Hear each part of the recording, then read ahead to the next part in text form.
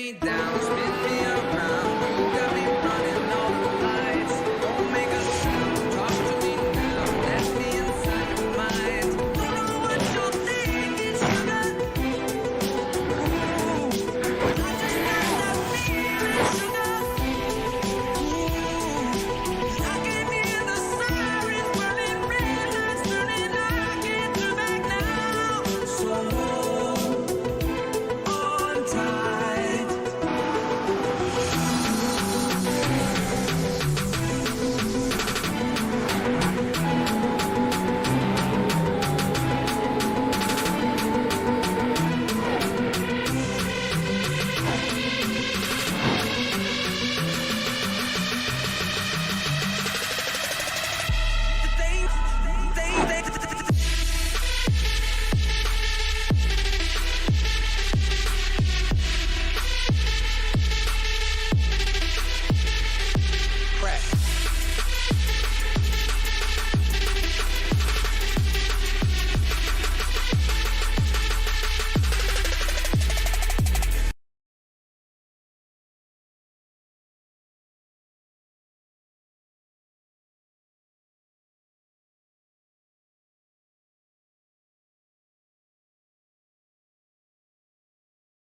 Hello, everyone out there, and welcome back to the Elite Racing Network for the Canadian Grand Prix in the Elite Formula One Championship presented by Shane D Designs.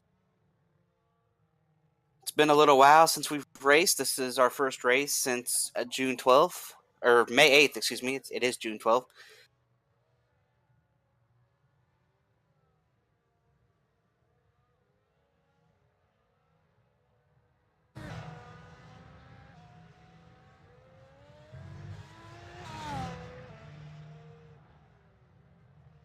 Still there?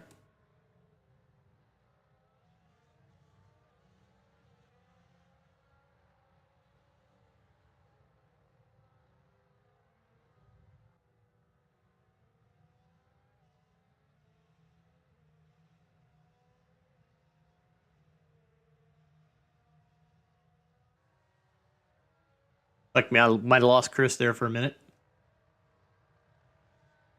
Excuse me a second while I try to get his audio back in.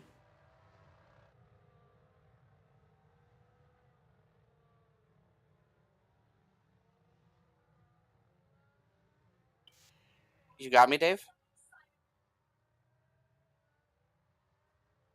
I was going to say, I was talking the whole time. Welcome back, do you know where Chris. it cut off? Just started. I think you said that we were back and it was June 12th. Yeah, coming at you live from Canada tonight. Got Isaac Morris as the point leader. But unless he's joined here very recently, I don't think he's in the lobby right now. No, I'm not seeing him. Yeah, he is. He's not in here. We've got about 10 minutes left in qualifying for him to try to get in here and put a lap time down. But like I said, this is the Elite Formula One Championship presented by Shane D Designs. Bringing you 70 laps from Canada tonight. 189 miles. Got a good car count tonight. We got, I think we're back up to about 16, 17 cars, more than we had in the last race. I think I saw Alex Van de Zandt said this is going to be his third full-length race in 3 days, but this is a full-length race for us. Maybe it is. I believe all the F1 races are full-length, that's right? True. Correct? Yeah, so it's 3 full-length races in 3 days for him. Yeah, so I very curious to see what happens here tonight, see how it goes. This is a road course that I believe everybody should be familiar with, this course here. Every major discipline, motorsport discipline, I believe, is raced in Canada at some capacity at this racetrack in the last 10 years, in the last decade. So, nice preview for everybody for next week, because next week F1 will actually be in Canada. Oh, will it? I did not know that. Yep.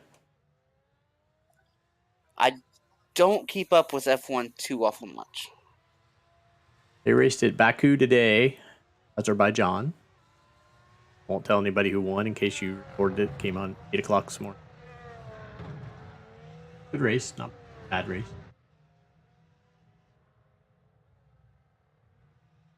I know we had a busy day in motorsports. You're talking about the F1 race. You had the IndyCar race today, and that had an exciting finish there. Yellow late in the race, and kind of brought everybody back together.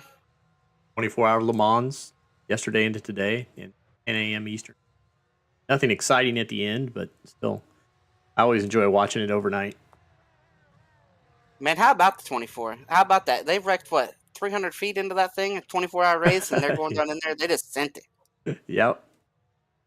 Can't imagine setting up for a 24-hour race and making it like half. Yeah, it's very interesting. Track position is important. You're trying to send a message at the start, like, "Hey, I'm the fastest car. I'm going to do this." But you also have to balance that aggression with the fact that it's 24 hours. It's not the first corner. Everybody says it all the time. You can't win the race in the first corner. You can't win the race in the first corner, especially in a 24-hour race. So, and then we've got the NASCAR race going on right now from Sonoma. It's got 5 laps to go in it right now, and without a late yellow, it's pretty much over on who's going to win this thing. So we'll see if there's a late yellow to kind of spice up the finish over there. Yeah, before I had to get ready to come do this, it looked like it was pretty spread out. So. Yeah, but anything can happen. We saw it today. Larson looked strong early. Looked like he might be the best car. They played a strategy that really took them out of a shot to win. We saw what happened to Chase there at the end of stage 2 with the penalty. And, Chase is kind of back to 7th, but Larson's day only got worse from there as he ended up having a tire come off. So he's going to lose his crew chief and a couple crew members for the next 4 races, and they have an off week next week, so it's basically 5 weeks from now before Larson will get his crew chief back. The action out on track. We're showing up the end of qualifying. Like Scott Ramler's out on track. Joao Di Gregorio currently sitting on the pole. Yeah, I'm watching Van de Sant go around here trying to beat him too. He's on a lap. We thought this thing was signed, sealed, delivered already for who was going to win this thing and win this championship, but missing another race, I don't know. I can't sit here and tell you that Isaac is going to win this championship like we were so sure of the last few races. So we'll have to see how it shakes out. Of course, his teammate Scott Ramler is here, and he is 4th. He's leaving pit road right now, going to try to get another lap in. Looks like he should have time to get around and start a lap.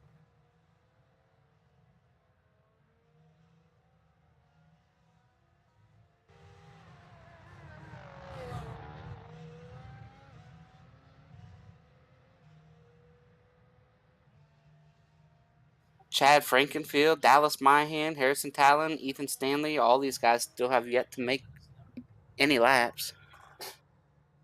No, Chad was be late getting to the track, so he start from pit lane at 6:55, being getting his fire suit on right now as we speak.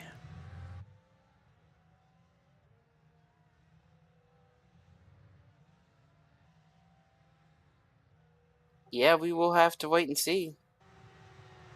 Definitely don't want to start last. Ethan Stanley jumps up there to the 5th spot, so he gets his lap in.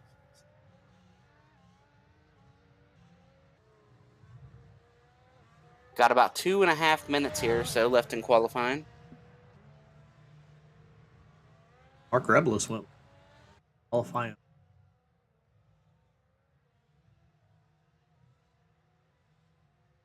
Probably didn't realize he did.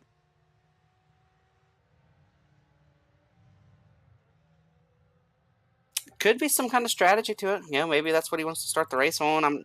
I'm not sure how it works, if you have to start the race on what you qualify on, how all that works. But I don't think in iRacing you.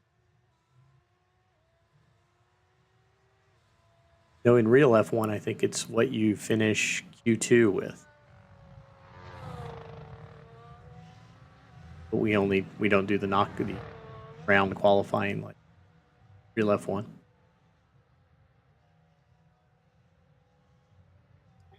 Yep. We will see. Van de Sand is still out here running. And I believe the leader just picked up his lap time, too. Yeah. He just went a little bit quicker, and Van de Sand is spinning, so that's going to end his shot at the pole. And Ethan Stanley jumps up to P2 there as we speak. He's going to try to leave pit road and make another lap. Nice run. But based on the numbers and the time it takes to get around here, I do not think he is going to get around here to start a lap in time at all. By my calculation, it takes about 1:15 to get around here from pit road. And he's left pit road with, we've got less than a minute left in the session, so.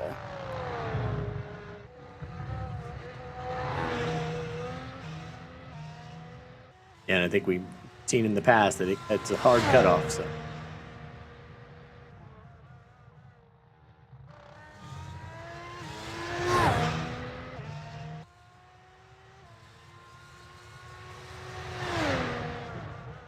he's hauling around here, though. Scott Ramler jumps up to P2. Just 20 seconds left in the session, and Scott has jumped up to second place.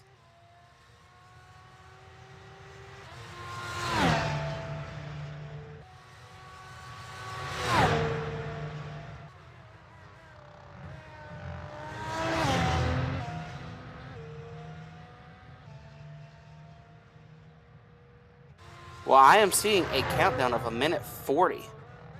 And Ethan is just now getting his lap started, but if that's correct, he's going to have time to get around here, but he just messed up in Apex. He just stopping.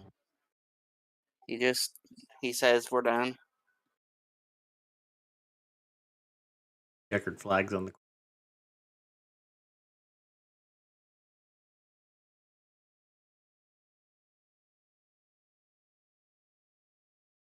As we can, we'll show you the starting grid. And just to bring everybody up to speed, we were talking about the race with 5 to go. They did not get a yellow.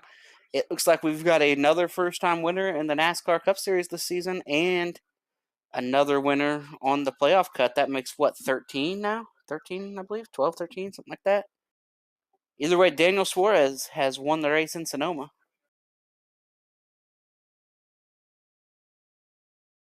With Chris Buescher and Michael McDowell, who'd have guessed that top 3 today?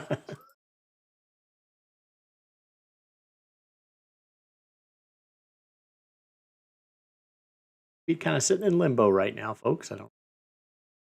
On track. Session yet. I'm still seeing a 25-second countdown.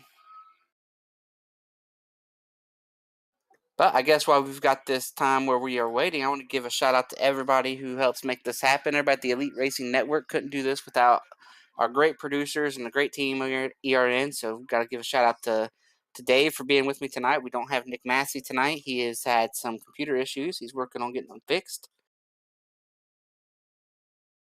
Give a shout out to Chad Frankenfield, all he does for Elite. Everybody at C2 Freight, Blue Egg Marketing, Powerhouse Recycling. There we go. Now we're gridding up. Couldn't make any of this happen. Couldn't do any of this without all the great sponsorships we have and everything Chad does in putting it together. Run down the grid for you, and starting on the pole, Joao Di Gregorio. Second, Scott Ramler. Third, Ethan Stanley. Fourth, Alexander Van de Zandt. Fifth, Matthew Belton. Sixth, Justin Vandermarl. Seventh, Steve Grabowski. Eighth, Tyler Gatke. Ninth, Daniel Martinez. 10th, Ryan Schuld. Craig Forsyth in 11th. Justin Fortner. 12th. Patrick Byrne in 13th. Mark Rebelis 14th. And Chad Frankenfield 15th.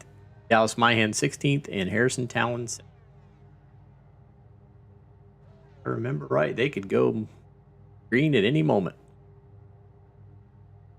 Yeah, it looks like everybody might have gridded up here, so we should be going pretty quick. Chad Frankenfield, I'm not sure if he's even sitting on the grid.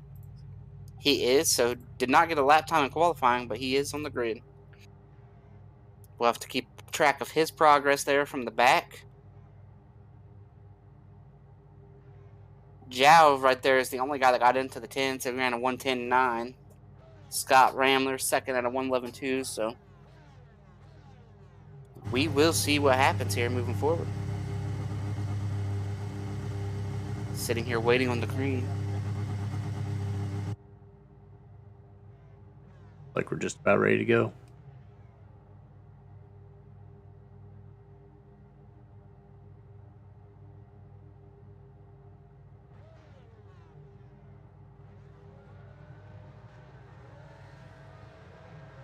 I hear him making noise. I think we should be going green here pretty quick. Green is out. Everybody rolls away.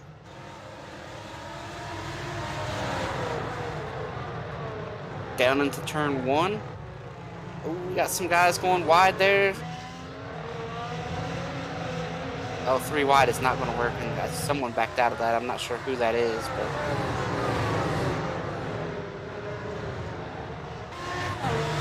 Clean so far. Oh, car around Belton. Oh, we got a wreck here. That's a bad place to be wrecked. That is Matthew Belton. He's rolled through and he's going to be on the left side. Car sliding and he's into gonna get hit. Who was that hit him there? Looks like might have been Mark Rebelis. There's Belton going around. Lucky for everybody coming at him that it didn't stop there on the track. It kind of went right here where it widened out. He was able to keep it to the left.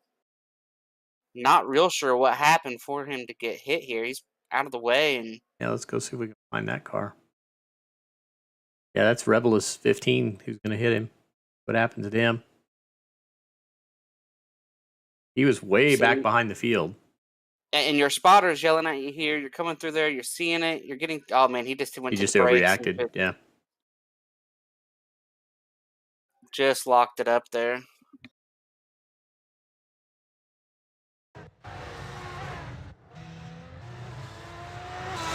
But we stayed green. Not the way you want to start it there. Matthew Belton, too. That's a... he qualified top 5. He sat second or third for a long time until, the last couple... Oh, we got another spinner. Harrison Talon. Oh, and he's going to make contact with the rear right into the back of the tire wall there. Not sure if that's going to hurt him or not. Not sure if that's going to be substantial damage.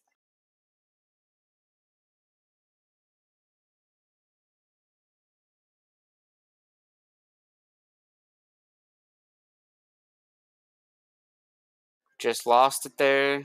Backed it in. Yeah, messed up that wing a little bit. And Matthew Belton has retired, so that car is done for the night.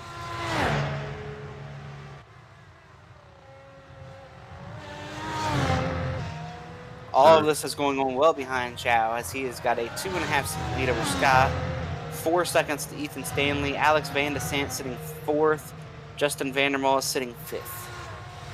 The closest on-track battle.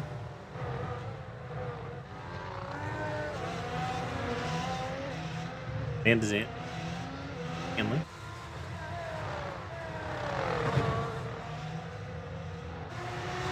Chad has climbed to 11th. A couple cars wrecked.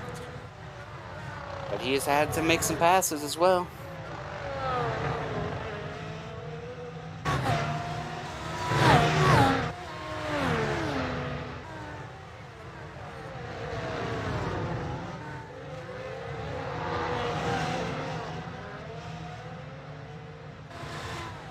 Good to see Taking Craig a look Forsyth here. back with us. Yep, looks like he's got him a solid. Oh, we got a spinner, Ryan Scholl. I think he's going to be okay. He gets it back rolling. I'm not sure if he even spun completely around there.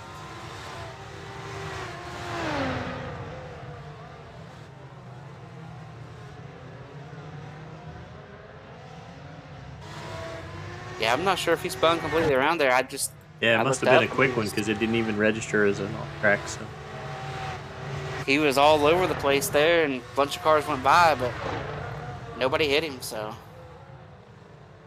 It's Alex Van de Sant trying to work on Ethan Stanley here.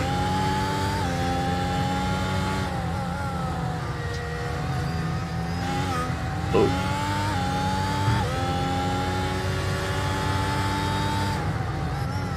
I've not made any laps around here in anything but a stock car.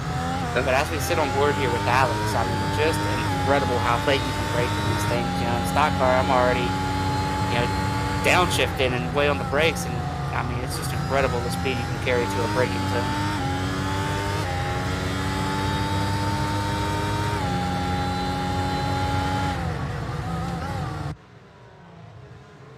Trying to close up here is Alex. Harrison Talon now Harrison retired. Talon. Yep, there's our second retirement of the race.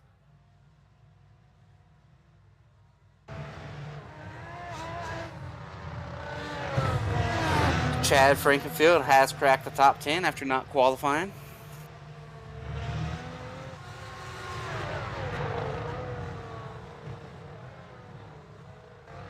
Van using a lot of close curves.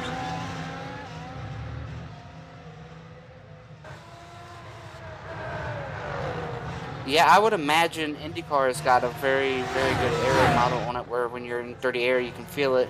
So I would imagine that this car, the F1 car, would be the same. I imagine he's pushing a little bit, trying to, it's so hard to find clean air on a road course in a car like this where if you're off the line, you're just giving up speed. So just trying to push through that dirty air that you got to deal with. Like Forsyth got back around Frankenfield.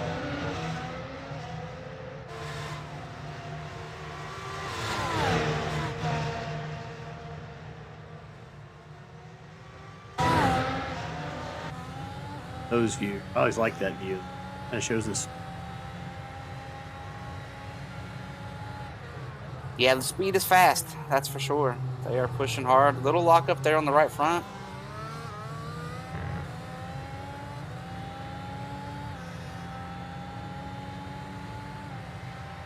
Trying to push a little harder than the car in front of you into the brake zone. Brake a little later, make up a little bit of time. Closing up with the draft and the toe here.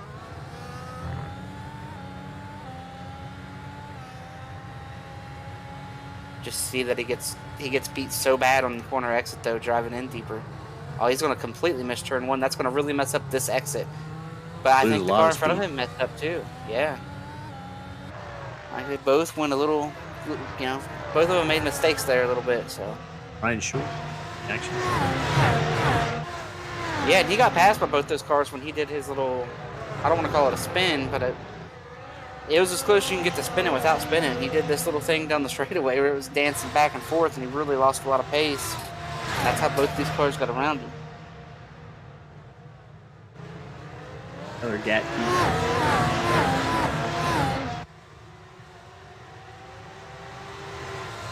Yeah, this right here is a wad. This is not something you want to be involved in.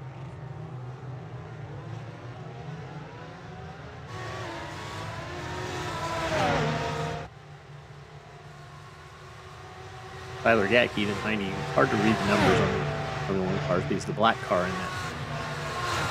Yeah, and at this point, everybody's getting a great toe. Just everybody's speed picks up down on that brakes. Oh, we got a spinner. It's Gatke. He's back going, though. He's got it righted. I don't think he hit anything.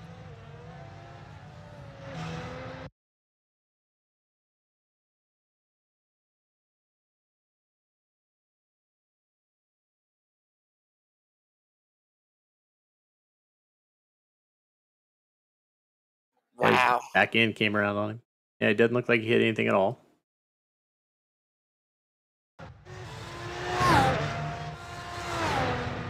Just how fast these things, that happens. You just go from oh shit to you're already back at 50, 60 miles an hour in the right direction saying, all right, I'm good. It's all right.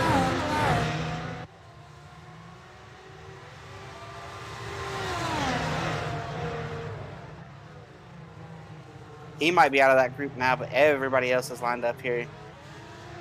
And everybody's going to get to use that, the wing down the straightaway here. Everybody's, except that first car, that lead car in line. Yep, Fortner's sitting duck. Go get it next time around, though, if he falls in the line. Yeah, and that just, everybody's faster into that brake zone, too. So everybody's, as you are in that line, you get the wing, but the last car in line also gets a toe. The further back you are in that line, the faster you're going to go into that brake zone. Oh, we got a car. Oh, we got a spinner. Was that Steve Grabowski? Steve Grabowski? Okay. I knew Ethan Stanley was out in front of him, and He'll lose the back end here. I think we can't see because of the trees Yeah. there, but I don't think he hit the guardrail. Oh, tough place to get turned around too. That was not Now we ideal. got Ryan Schul with the problem again. Looks like he's coming into the same area, isn't he? Yeah, I think he may be reacting to what he sees up there. Bad place Beautiful for a tree. trees here on iRacing. Yeah. Oh, and he spun. Beautiful trees here on iRacing. Look at all the detail in the trees. Oh, 2 cars coming at him, and he's going to roll. Oh, that is not. Oh, you got to stay put. Yeah. I don't know what kind of penalties they hand out in this series, but that might be something that needs to be looked at there. You got to stay put when cars are coming at you. Rebelus showing an issue. Just misses that corner. Oh, yeah. He's just out there. He's blending now. Look, he's coming off pit road. You didn't see nothing.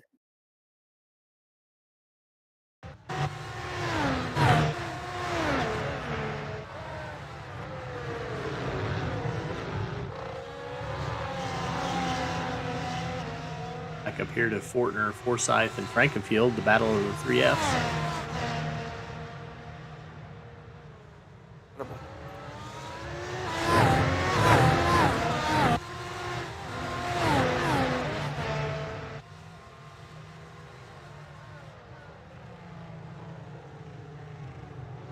Taking a look here at Craig as he's still, like I said, that group is just right on top of each other still yet.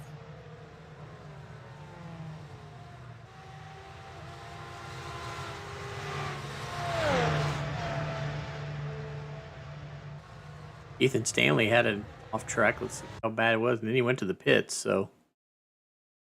Oh, yeah, he's going to have some damage. I saw that late. Did he get that wall right there? Yeah, he did. Oh, that's not good. Oh, look at all that. Oh, look at that. That's not the right front. That's broken. That is probably going to be race over. You're not going to get that fixed in the pits.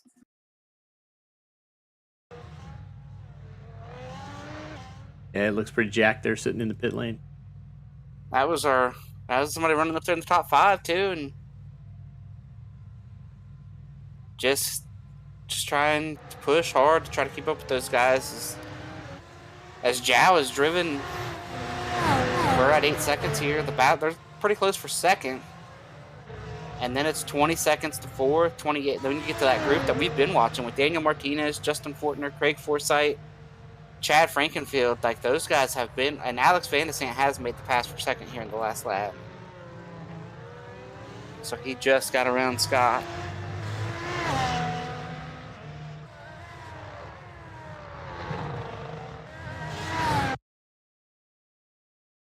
There's the pass we missed. Ethan Stanley has retired. Probably going to take this into braking. Got the toe down the straightaway, got the wing.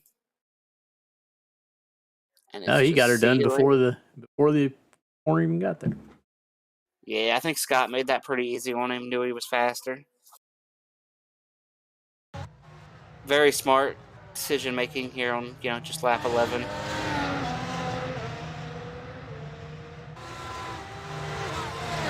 Especially if you're Scott, you're sitting there thinking, my teammate's missing another race. This really opens up the championship battle, Scott's going to be a part of that championship battle.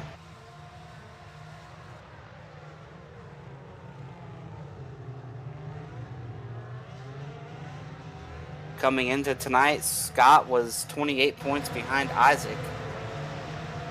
It's 49 to Ethan Stanley.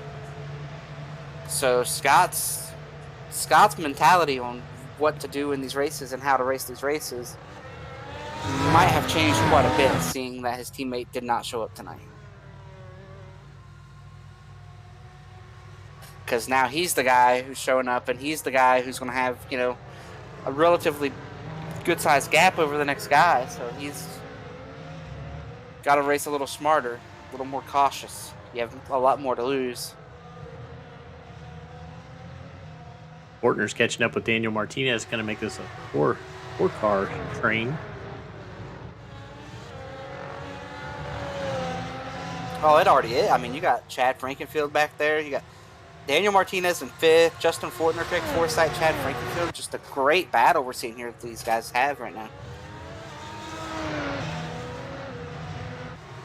Like you said, everybody but Martinez is going to get DRS. They're second to me. Yeah, everybody's going to get it except him. Oh, we got a spinner. Oh, it's Craig Forsythe.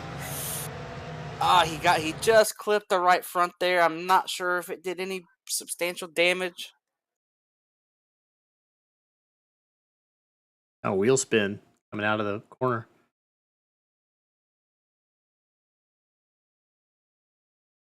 Oh, well, he got. Oh, wait, it fixed itself. I don't know. That was almost like a net iRacing couldn't code. decide if that wall wanted to keep moving or not. Like that wall, if that wall was 5 more feet, he would have been in some heavy damage. But I'm not sure if he got any damage there or not.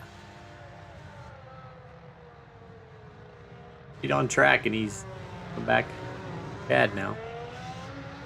About 5 seconds behind him, though, now.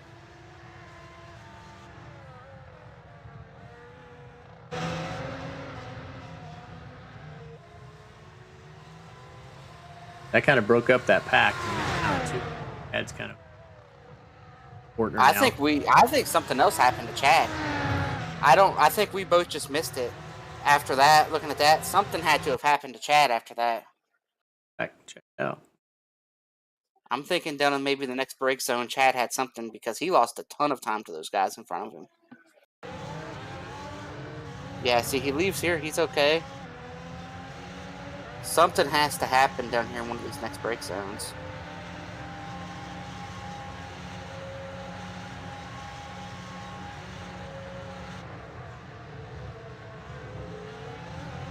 Still good. Oh, there you go. There it is. Yep. Oh, and he tries to go, and it does it again. Wow. Got it off with Patrick Byrne.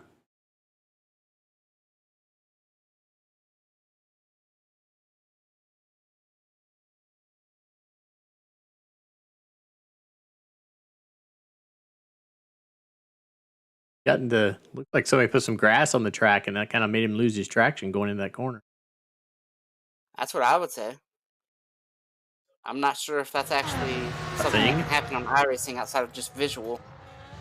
But if I was driving the car, I'd be like, man, that grass over there made it really slick. We need a sweeper or something out here. What's going on? That's kind of split up all our battles. We have this. Well, you got those two. You got them running for, what is that, 5th place? Yeah, and you got the battle for 2nd. Yeah, Ramler just put the fastest lap down at 13. I haven't even looked to see on what tire here. Okay. Looks like everybody at the front is on the hard tire. Everybody's on the mediums except for Ramler. It's on hard. Then Fortner back to gold. 6th through 10th is on hard. Bowski on medium. Vernon Revelis on a little bit of balance. Ramler threw down the fastest lap on the hard tires. Yeah, they both closed the gap a little bit on our leader that time, but it's going to be hard to make up 9 seconds. It's no easy task.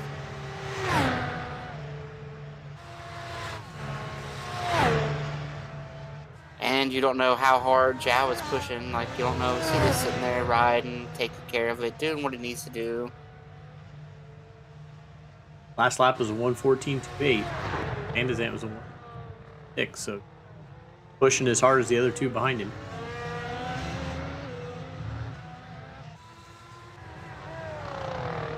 Should be very interesting to see what happens with these tires. Like, if Scott can get back around Alex and can start running him down, we'll see how that is able to play into this.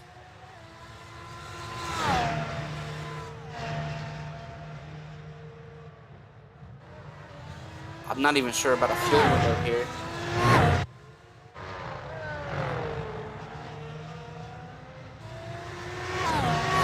Gordon still trying to get past Martinez.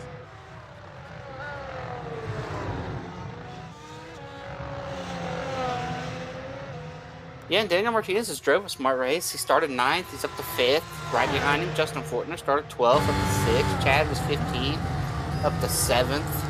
Craig Forsythe started 11th, up to 8th. So it's still a net gain for these guys that we've seen have minor issues. They haven't had the mistake like a Matthew Belton had or an Ethan Stanley. Oh, he's going to lose the gap there. He kind of braking on that corner. He should still get DRS, yeah. So he's going to close back up, though. He's got that wing. He's going to come on down the straightaway, make a lot of time back up.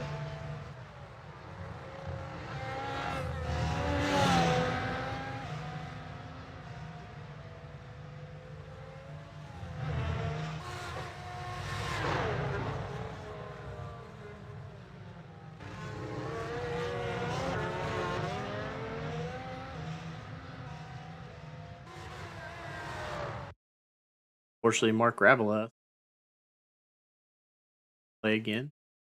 Gas replay. Now, this is not what you want to be showed up on the replay for the 3rd time because of a spin or an incident on lap 17. You don't want this. He's going to miss this corner. It's going to be a damage one. Oh, that might be him letting the leader. That's the leader. That could be him just saying, hey, that's the leader. Go ahead. Like he just really went way out there to give it to him.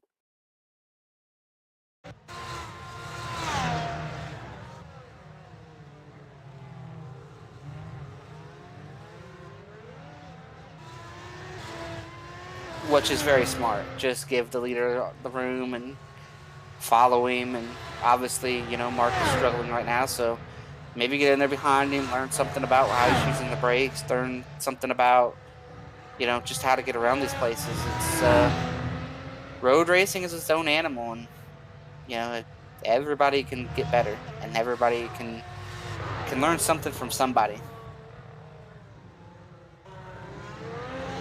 For the field, every gap looks. Oh, Daniel Martinez is wrecked, Yeah, he and he's went lost off. the front wing. That was our only Oh. battle, dang it. That's not good there. He gets down in here. He's going to apex it. Hey, is that the grass again? Look, he goes through that grass. I don't think so. He hasn't lost control yet. He's going to come over the curb. He's going to go back to the right.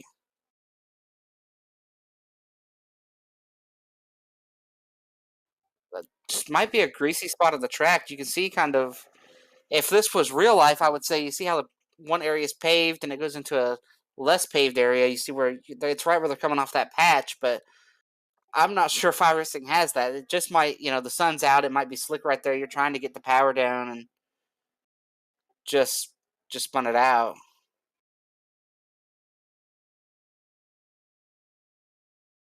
And then he's trying to get gone.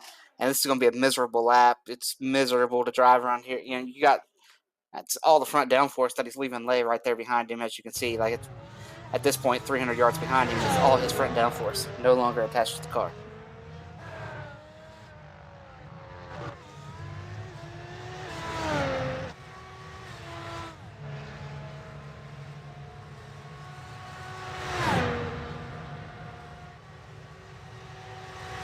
It's all strung out now. Still 9.7 seconds back to Alex. Scott has actually lost a little bit of time. He's working on almost 12 seconds. It's 34 seconds back. Now, is that something to fix? They should be. Yeah, they should put a new front. He'll be back to fine. Like, it'll run just like it was before. On iRacing, if you lose the front wing, they'll just put a new one on. Like, if you sit here, you'll see a new one just appear, and he'll be able to go out here and make time. But unless he did anything structural, I don't think anything got hurt in the actual front suspension. I didn't see it. It was just hard enough to knock the front wing off.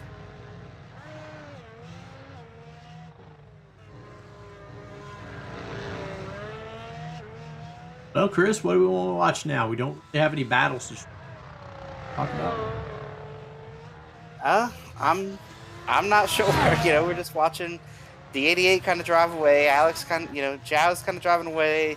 Alex is kind of staying in that 9-second window, but he gave up so much time early. It's 2 seconds now to Scott, Vandermeer, Fortner, Frankenfield. They're just very difficult what these guys are doing.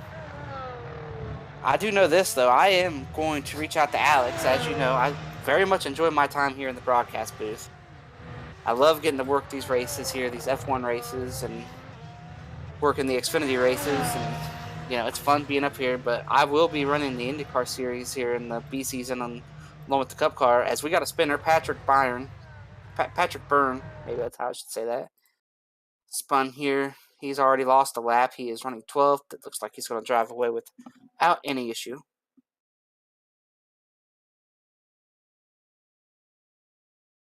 Just gets down in there under braking, loses the rear of the car. And that goes to show you how tough these cars are to drive. That guy's already a lap down. He's running this way slow.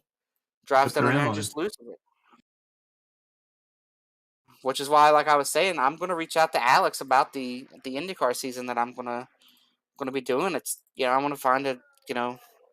I want to do it. It looks fun. I like watching the series. I've kind of gotten to know the series a little better. And as you know, here I'm a stock car guy. As we look at Chad here, is he going to get an off track? Kind of through the field.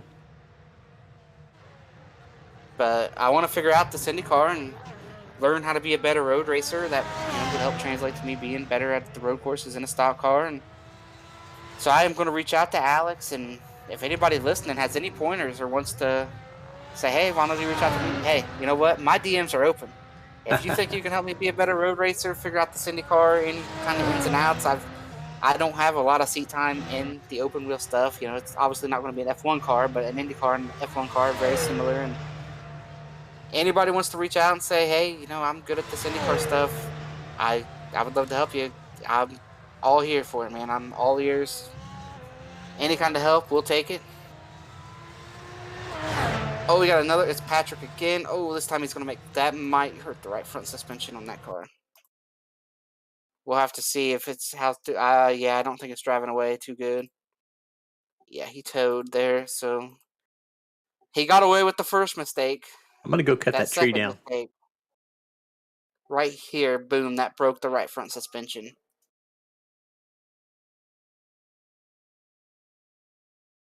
Yeah, as he moves, you see the wheel wobbling, and he knows at that point, you know what?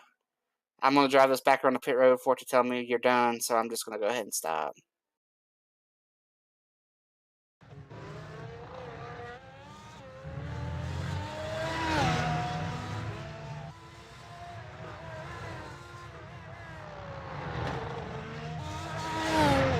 Something happened to Alex. He gave up a good bit of his gap.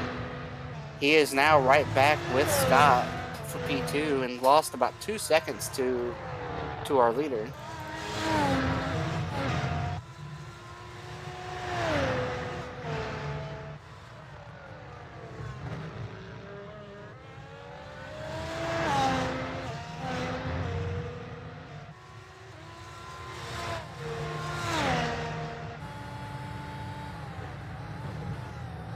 And I am going to put this out there for you, Dave. It doesn't have anything to do with the race, other than if I leave here without saying anything, we are getting some severe storms right now. I think I should be good, but just be ready for me to maybe lose power here.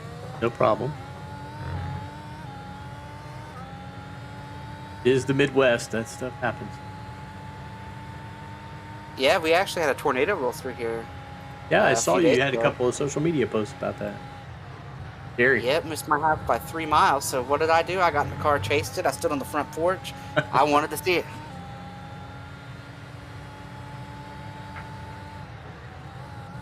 We don't get many big twisters here. We get a lot of small ones, so it's not very often that one rolls through that's sizable and does some damage. But I went and checked it out, and we actually had one. I was so rain wrapped you couldn't see it, but still, it's pretty incredible to have happen right in your area. Yep, I'm with you. I live in a big 100-year-old brick house, and always kind of feels really safe even around, so we have a viewing area where we want to watch it for. Only a couple times we felt scared enough to go to the basement. Nature's amazing power. Yep. Taking a look back here at the race. I think we're getting ready to have a change at second. I think Alex is kind of falling off here. An issue.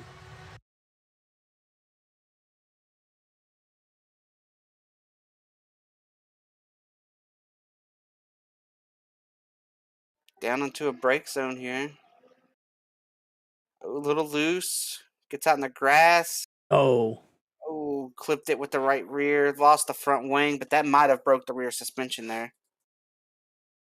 Patrick Byrne has he has retired from the race. We'll see how this car looks. I think the front should be fine. I'm worried about that right. left rear. Yeah, left rear. I can't tell from there. That we'll have to see when he gets back around the pit. It looks solid. Maybe a little pushed out a little bit further to the right on the top. I don't know. We'll see. Ryan Schold has retired from the race now.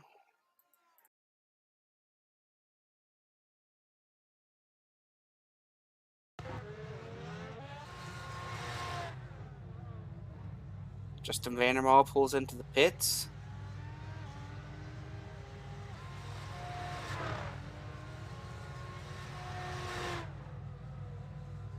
Looks good. Gonna roll back out. Alex Van de Sande is on pit road. That 25. So what is that? About 45 laps to go. He is on pit road.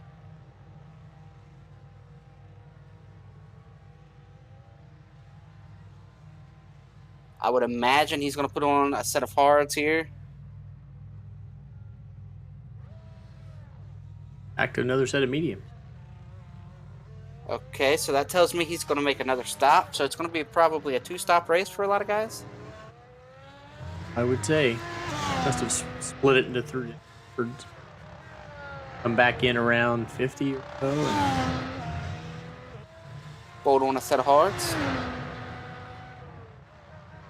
I'm done trying to get somebody to take on a set of softs. Ain't nobody out here that runs softs at all. So.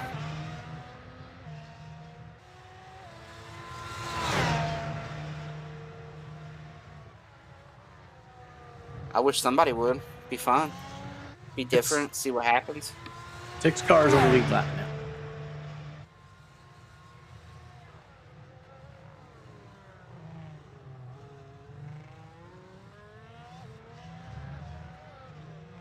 Yeah, our leader's got a pretty incredible pace going on right now. So we got this battle.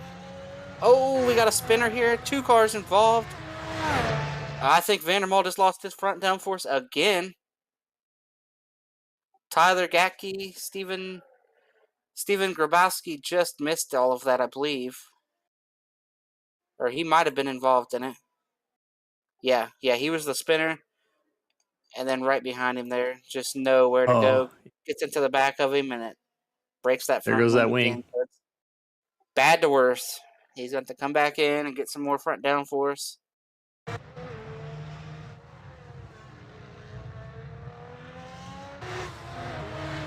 Gotta wonder how many wings he brought with him. Well, hopefully at least 3. Or at least 2 extra. 1 on the car and at least 2 more. He's got to pull and get another one.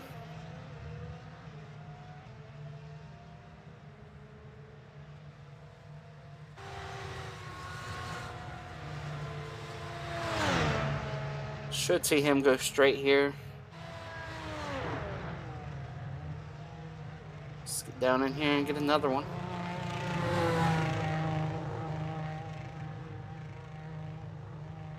Right now, he's just pissed off now, I've been there. You race, you make a mistake, and then somebody else makes a mistake, and you're in it, and you're done with it. You're pissed. It's not ideal. Got another front wing. Now it's time to go back out again. you know your shot to win the race is non-existent at this point. You know, just absolutely not going to happen.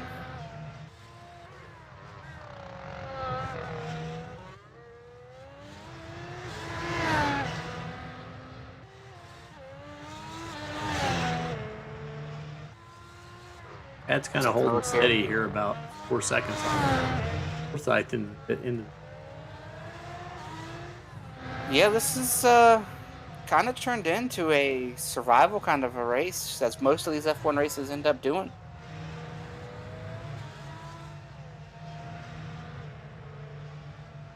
A lot of guys seem to be struggling coming out of 2 there, too, trying to get the power down.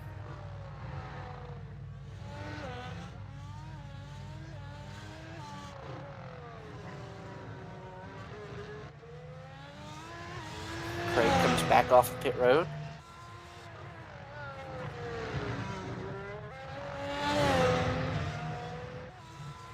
Vandazant with the tires for the fastest lap, 75.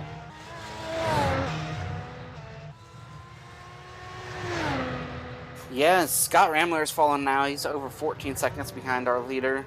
Vandazant was able to pit and come back out in 3rd. So these front 3 have kind of separated themselves from everybody else. And I would imagine Scott will probably run further than Joao. And, you know, as we've already seen, Alex has already pitted. If you start the race on the harder tire, you're going to run a little further this first stint. As it goes down into the last braking zone there.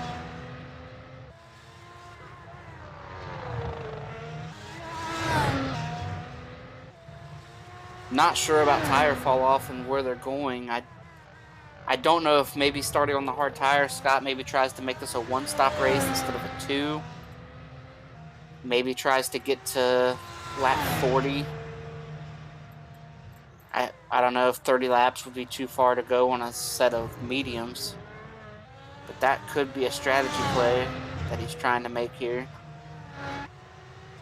Oh, Vandazant had it off. Down the main straight.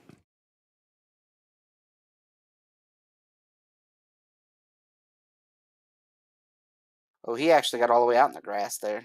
Oh, missed that. His Shortcut. daddy found a new racing line there. Don't even have to worry about coming off of turn 2. You go down there and make a little 3-point turn, little stop sign. Have to give all that time back up.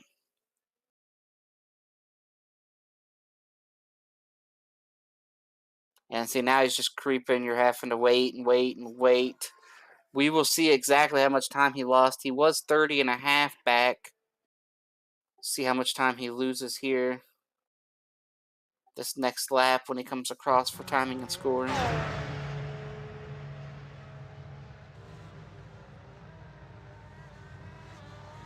Steven Grabowski is on pit road.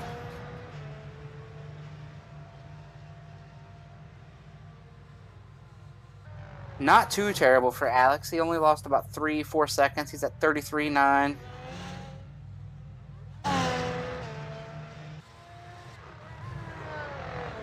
Oh, he got in the grass again. Tried to shortcut that corner and get the wheel into the grass. Yeah, you got to be careful. Got to be careful. And now he's just trying to make that time back up. If you're trying to make a 2-stop, if you're trying to make this a 2-stop, and you're trying to make it work, you have to maximize your lap time. And he knows that. And so he's trying to maximize his lap time in case these front 2 are doing a 1-stop.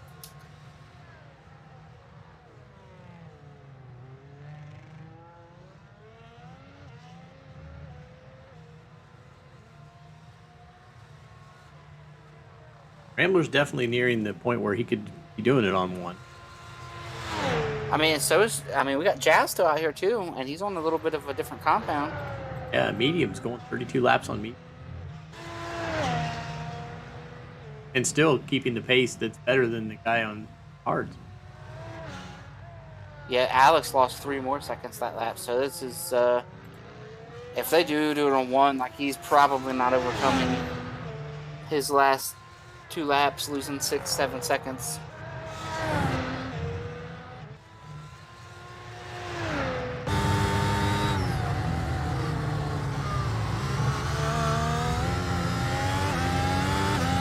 looks like over there in the slow corner there. Right here, we're coming up on this corner here. It looks like it's about to rain on the backside of this racetrack. And then they get down towards turn 1 and that first section there, and it's bright sunny. Oh, Justin Fortner is spun around. He's going to continue on. It's going to be all right. Drives back through the grass, but he's back blended. Lucky for him, he crashed where there's a lot of runoff. He had a lot of room to slide because he needed it. He's going to slide out here, slide off. Get this puppy back going, get it in gear. See you later.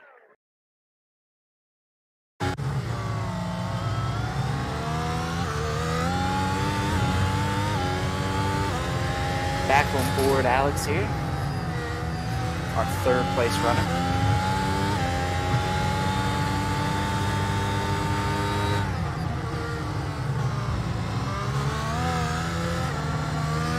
We are very quickly approaching the halfway point of this race.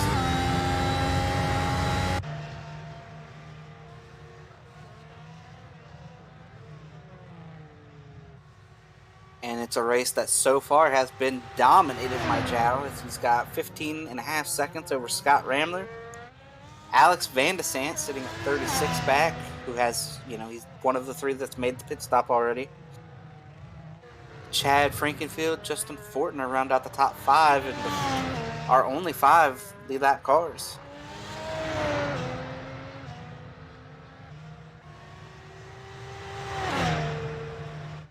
And Fortner's a car we just saw spin, so he is right in front of the leader.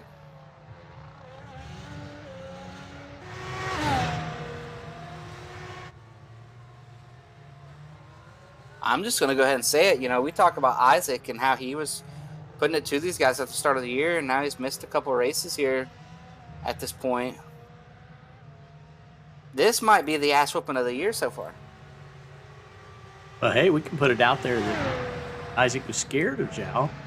Go up tonight. Yeah. So next race, we need to see him come back and go head-to-head. Yeah, I guess we'll see. We got time. We got what, 4 weeks to figure it out? Gotta create some drama where we can. Yeah, we got, we're off from now until we'll be back July 3rd. So, holiday weekend there. July 3rd? We seriously have a race on July 4th. Yes, we do. July 3rd, we've got the Dad, British what are you Grand doing? Prix. You got to give your people the July 4th weekend off. Come on. Got a race in England over there, July 4th, we're racing on July 3rd. We're going to be racing the British Grand Prix. Kind of, obviously we're Americans sitting here, so kind of tie all that together, if you will. Should have sponsored that race and all in this Grand Prix. It looks like you still can. Right now, it's just the British Grand Prix.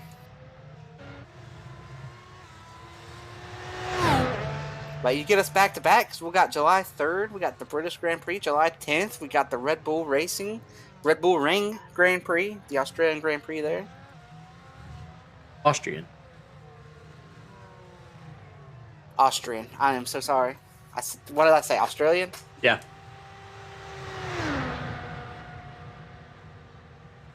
Then we've got Daytona. We got 3 races in July. Like, we've been racing once a month here, and then we're gonna have 3 in about 4 weeks. I think that's filling in the hole for will be between series on everybody, between seasons on everybody else, right? I believe so. Because then it cuts back again to August and September, October, November, December. Some great tracks, though, that I'm looking forward to. I'm looking forward to a track that I circled at the start of the year, seeing what happens when we do this and how it goes is Daytona. They are running the Daytona road course on July 31st, so that's about 3 races away, and I am very interested to see how all that goes and which layout we end up actually using here for the F1 series.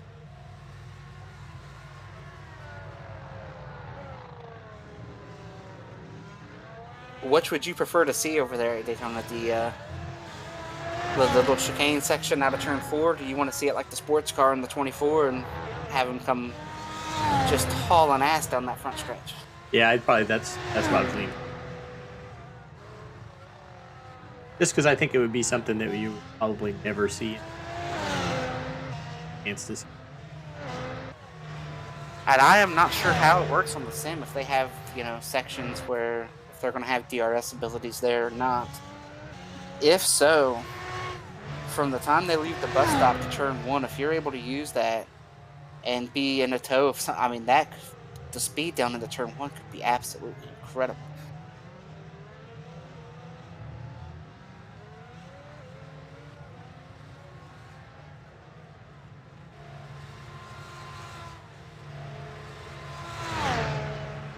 But back to what we've got here at hand. We got Scott Ramler still running second. We're down to just 4 cars in the lead. This is a battle for Forsyth and Gat. Yeah, it looks like Forsyth takes a look, not quite. Oh, he blew it through the corner. He made the pass, but will it change? Gatke kind of crumbled under the pressure of seeing Forsyth in his mirror.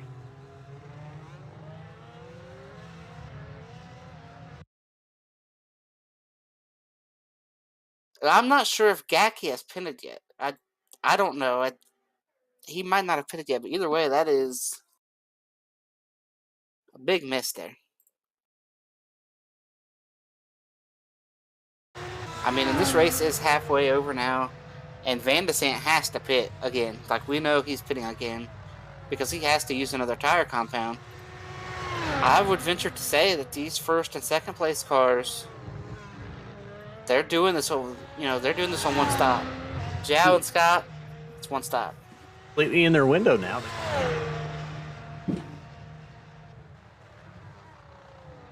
Yeah, I feel good about it. I think, Joao's on the little softer compound, but he's got the lead.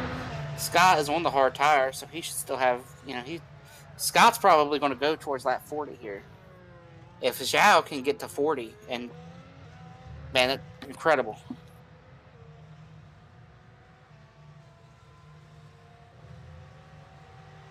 I'm just like, so if you can make a meat tire go 39 laps, not lose pace, why doesn't somebody? Unless they would know from practicing how what the. Well, and I almost wonder if it's something with the iRacing tires, like Softs fall off really fast. Yeah, that's what I'm thinking. Maybe softs are like 5-6 laps and then they're just junk.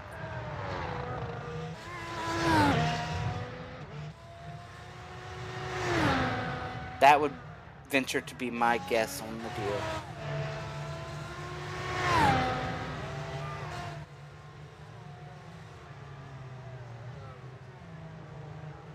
And like I said, we're sitting here at about 4 cars on the lead lap, but Chad is right in front of our leader. Chad is not very far from getting lapped. We're going to be down to 3 here very soon.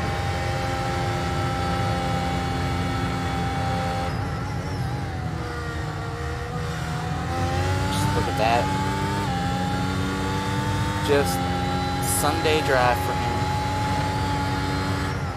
If Chad can help out the show and pick out the leader for him.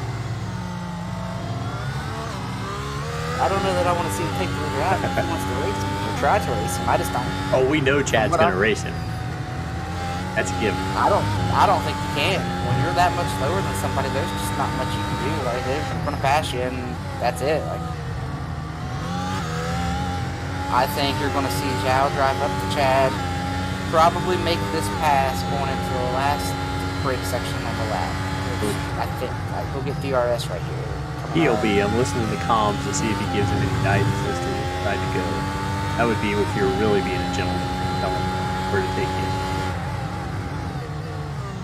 I think we should maybe see the pass down here in the next brake zone. I don't know if it's close enough. It might still be too far away.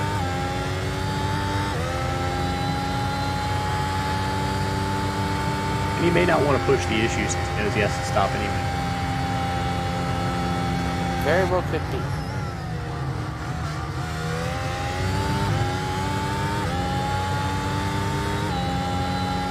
do know this, though. He beat him by about a second and a half or two that lap.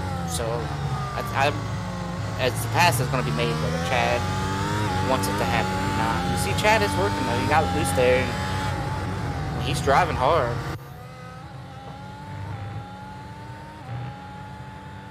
Just really doesn't matter, you know? It doesn't matter. It's this guy's faster. Chad could find half a second and still not be within half a second of what Chad was doing.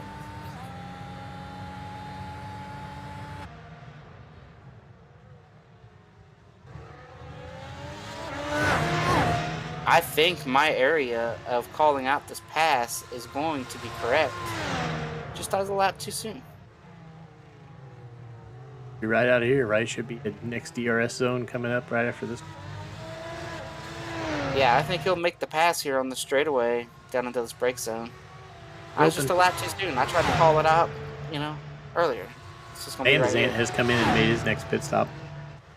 Chad's. No, I thought he was going to.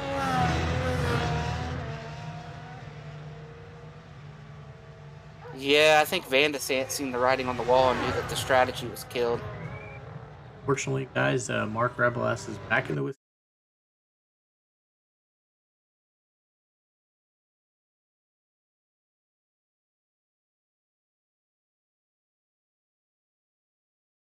Running along here, he's down in here pretty deep. Oh, locks up a little bit. He knew it.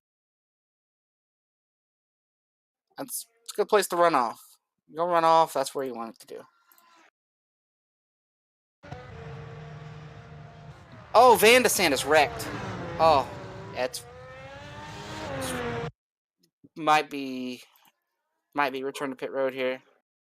Van de Sant's night has went from I messed up the strategy to I messed up the race car real fast.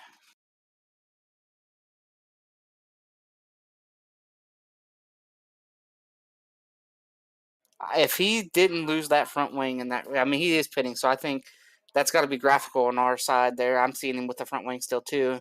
That had to break the front wing. Like that was a pretty substantial hit. And he is back on pit road now, getting, if I had to guess, a new front wing. Does look a little now mangled. He missed his pit box. Missed his pit box, had to back up. This thing is just falling and unraveling here for him. Back out.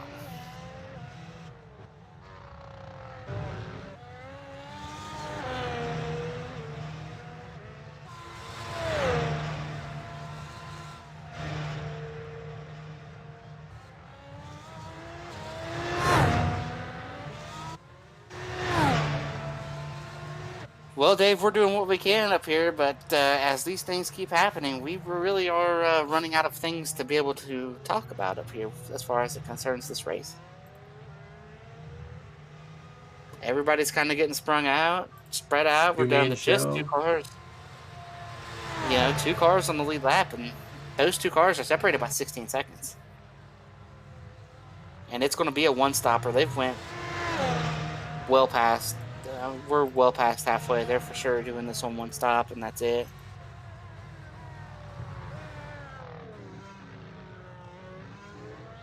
Kind of surprised by this tire model. You wouldn't think that you'd have 2 different compounds like that. Go the same distance, same lap time. There's not that much of a drastic difference between the way the 2 drivers are driving. Yeah, but it could be the way they're using the brakes, the way he's turning. Like, there's a lot of things that could, And Joao is really impressive if he can get that out of him. I can't speak for this car, but my buddy, who's not up here with us tonight, he's getting his PC fixed. Nick Masse and I have been teammates for years, and good friends for years, so we have shared information as far as everything goes, as far as what we're doing.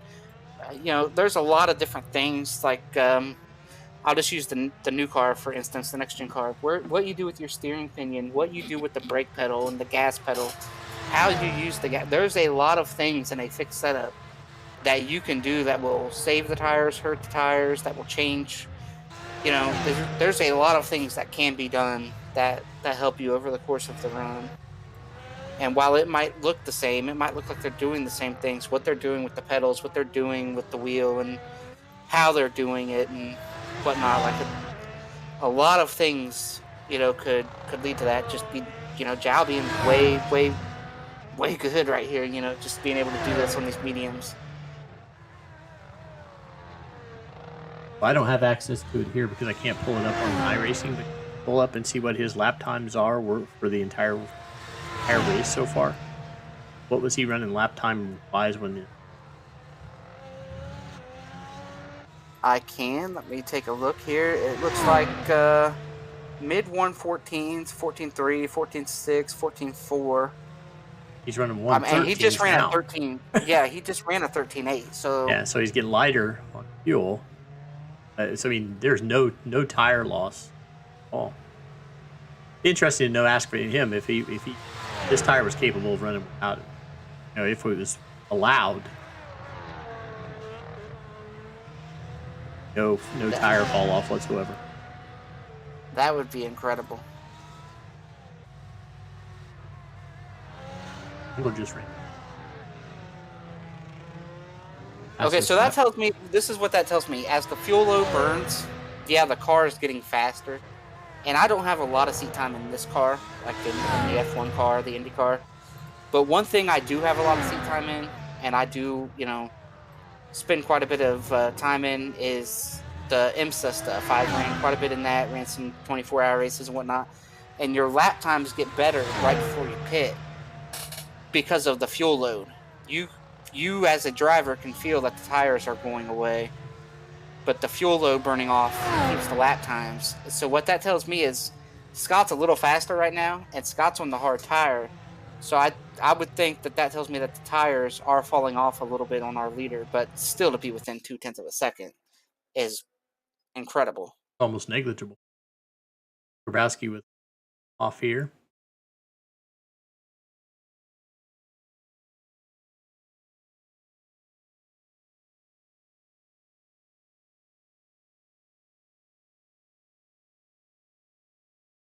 Kept it away from that wall.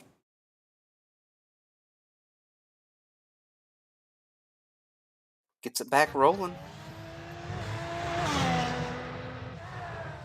Adds into.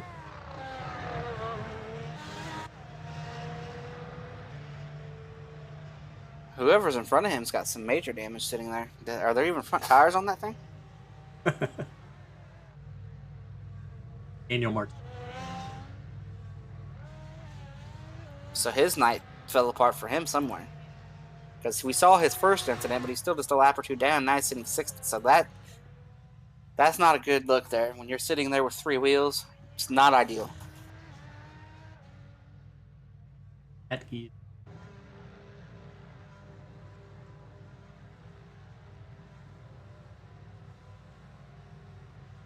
Faster, 5 now.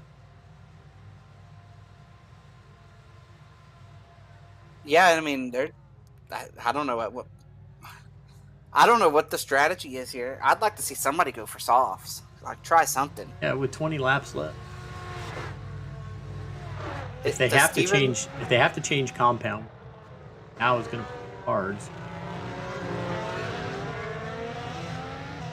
Is that softs right there? I know it's a lap car, but we have two. Grabowski? Yeah, we do now have Grabowski's on softs and Rebels.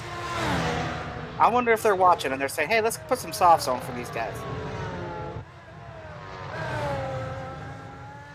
But we'll have to look and see maybe what their lap time is.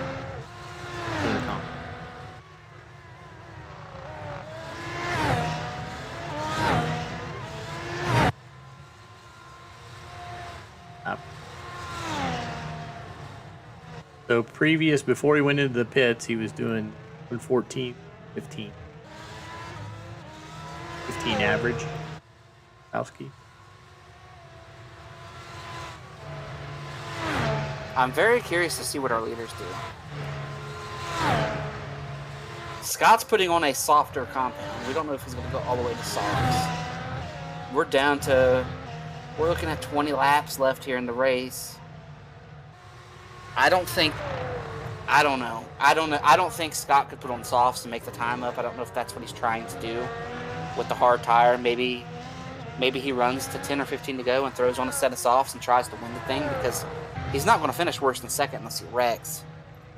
Fortner's coming in. But then early again, you know, if he's thinking big picture, he's probably just going to put on the mediums and run it out and take second.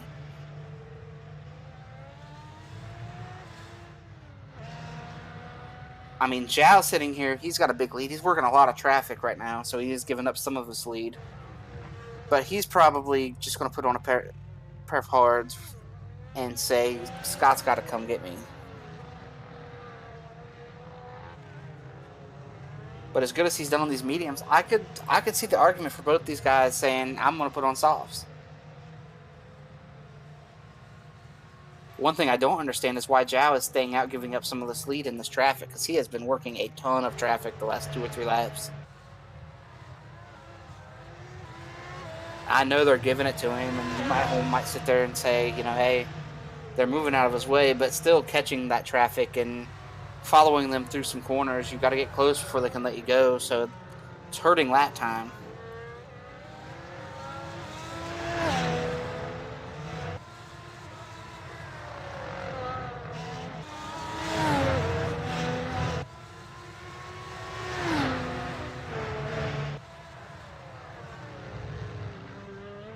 Lap 48, he gave one. Hamler just ran a 1:13.45. That's just traffic, too. Like, now that he's free of the traffic, his lap time should come back to where it was. I mean, one thing is the incredible pace right now. That these, I'll say Joao because he's the leader, but these front two, you know, Scott's 13 seconds back. Everybody 7th on back is 2 laps down. You know, our top 6 are, you know, 3rd through 6th are a lap down. And they're not going to get that lap back. They're still going to be a lap down after these leaders pit. They're not none. Alex Van Sant in 3rd is not close enough. Chad Frankenfield in 4th is not close enough to get their laps back when these guys pit. They are going to still be a lap down. And Zhao's in the pits. He's currently on mediums. I would venture to say he is probably taking hards here. Yeah, I'll take softs. Just have something to talk about. I wish it would. I want it to be softs, Dave. So bad to I want it to be softs, but being the leader, I'm saying you got to come get me. I'm going to take hards, and it's softs. You go ahead.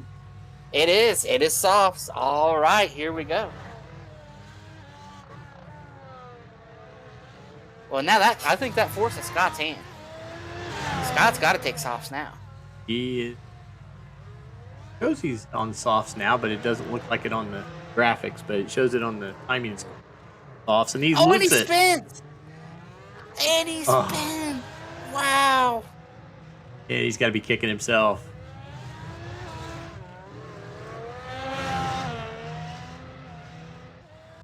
All little mistakes. I'll tell you what happened there. Is he's trying to... There's a car that's going to come into his right. And that car has already been out there, and he's trying to race that car. He's like, okay. And that car's giving it to him, but he doesn't know that. He can't see that. So he's trying to get going there, and it just looped it around.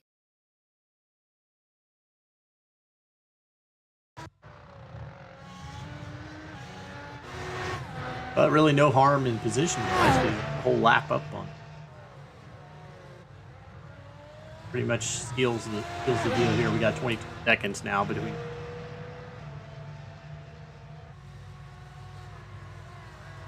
Yeah, now, does that change your strategy if you're Scott? You got to spin on these tires? Do you just run a couple laps, come back in, put mediums on, and finish the race? Or even if you're Joao, do you say, I don't need to push. Now I can come back in, put on a set of mediums or a set of hards, and just finish the race? I honestly haven't seen any tires fall off. Series, I would probably just stay with them and no, I don't have to push hard. Neither one of them have to push hard now. Just finish the 18 laps on your. Done. One thing I'm interested to see is if we get down to that qualifying lap of a 10-9 here. I'd like to see Joao shoot for that lap there and see who's got the fastest lap of the race right now. Is it Scott at that 13.6 or something, 13.5, whatever it was? Yeah, 13.454. There is a point on the line there too, if Joao can run that lap.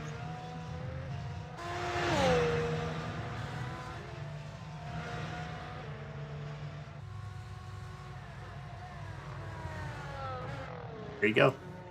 112.68. Yep. You asked for it, and he gave it to you. I want to see some more though. He went about 2 seconds faster in Q. Let's see it. Come on.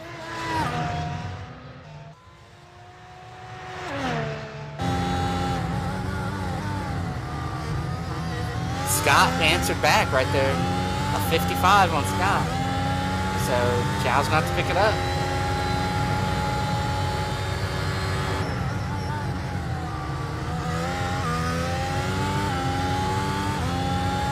Scott might say, yeah, I threw away my shot to try to catch you. What shot there was? He was over 10 seconds back, but I threw away that. I got to try to get this fast lap. So Joao is going to have to pick up the pace, find some more if he's going to be getting that extra point for being the fastest lap.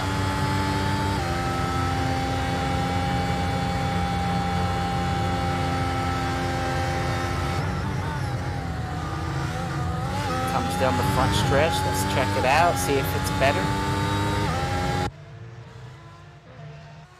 It is not.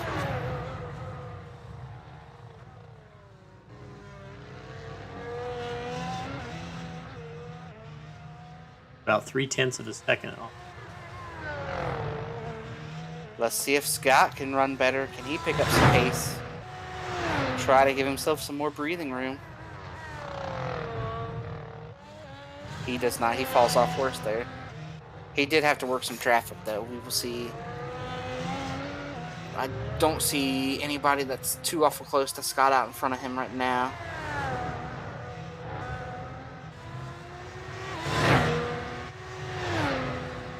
Joao's working the backside of the course right now, so we will see if he can somehow get the fastest lap and steal it away here.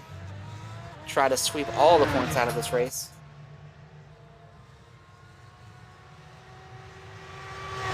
We're joined now in the booth by our Truck Series commentator, Gerald Campbell.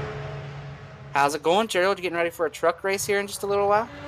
Yeah, as soon as you guys are all done over here, it looks like Montreal. Is that the track you guys are at right now? Yes, it is. Yes, it is. Beautiful Montreal. Have we had any furry creatures run across the road? That's always my go-to favorite thing to watch happen is the repeat of all the little furry creatures that seem to try to run past the road while the F1 cars are going around. Haven't had that happen yet, have you? No, we haven't. A lot of grass on the track, though. I was worried about.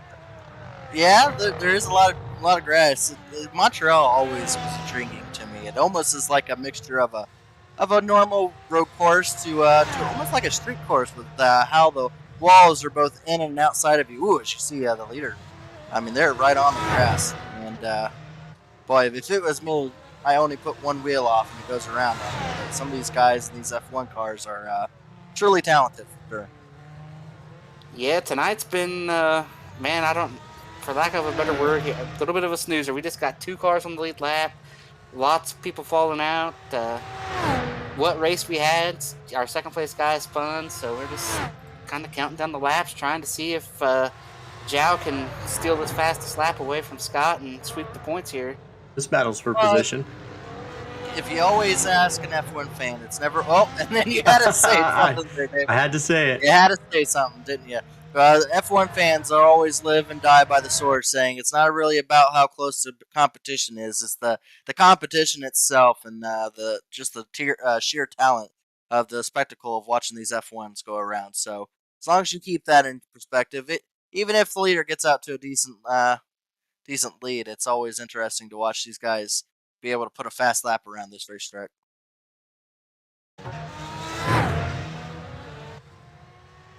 Yeah, we're just waiting to see what happens with it. We have somebody that you're familiar with, obviously racing in some of the other oval stuff. Alex Van de Sand was a player in this and had some mistakes and some issues that have relegated him to third a lap down. He was up in this fight.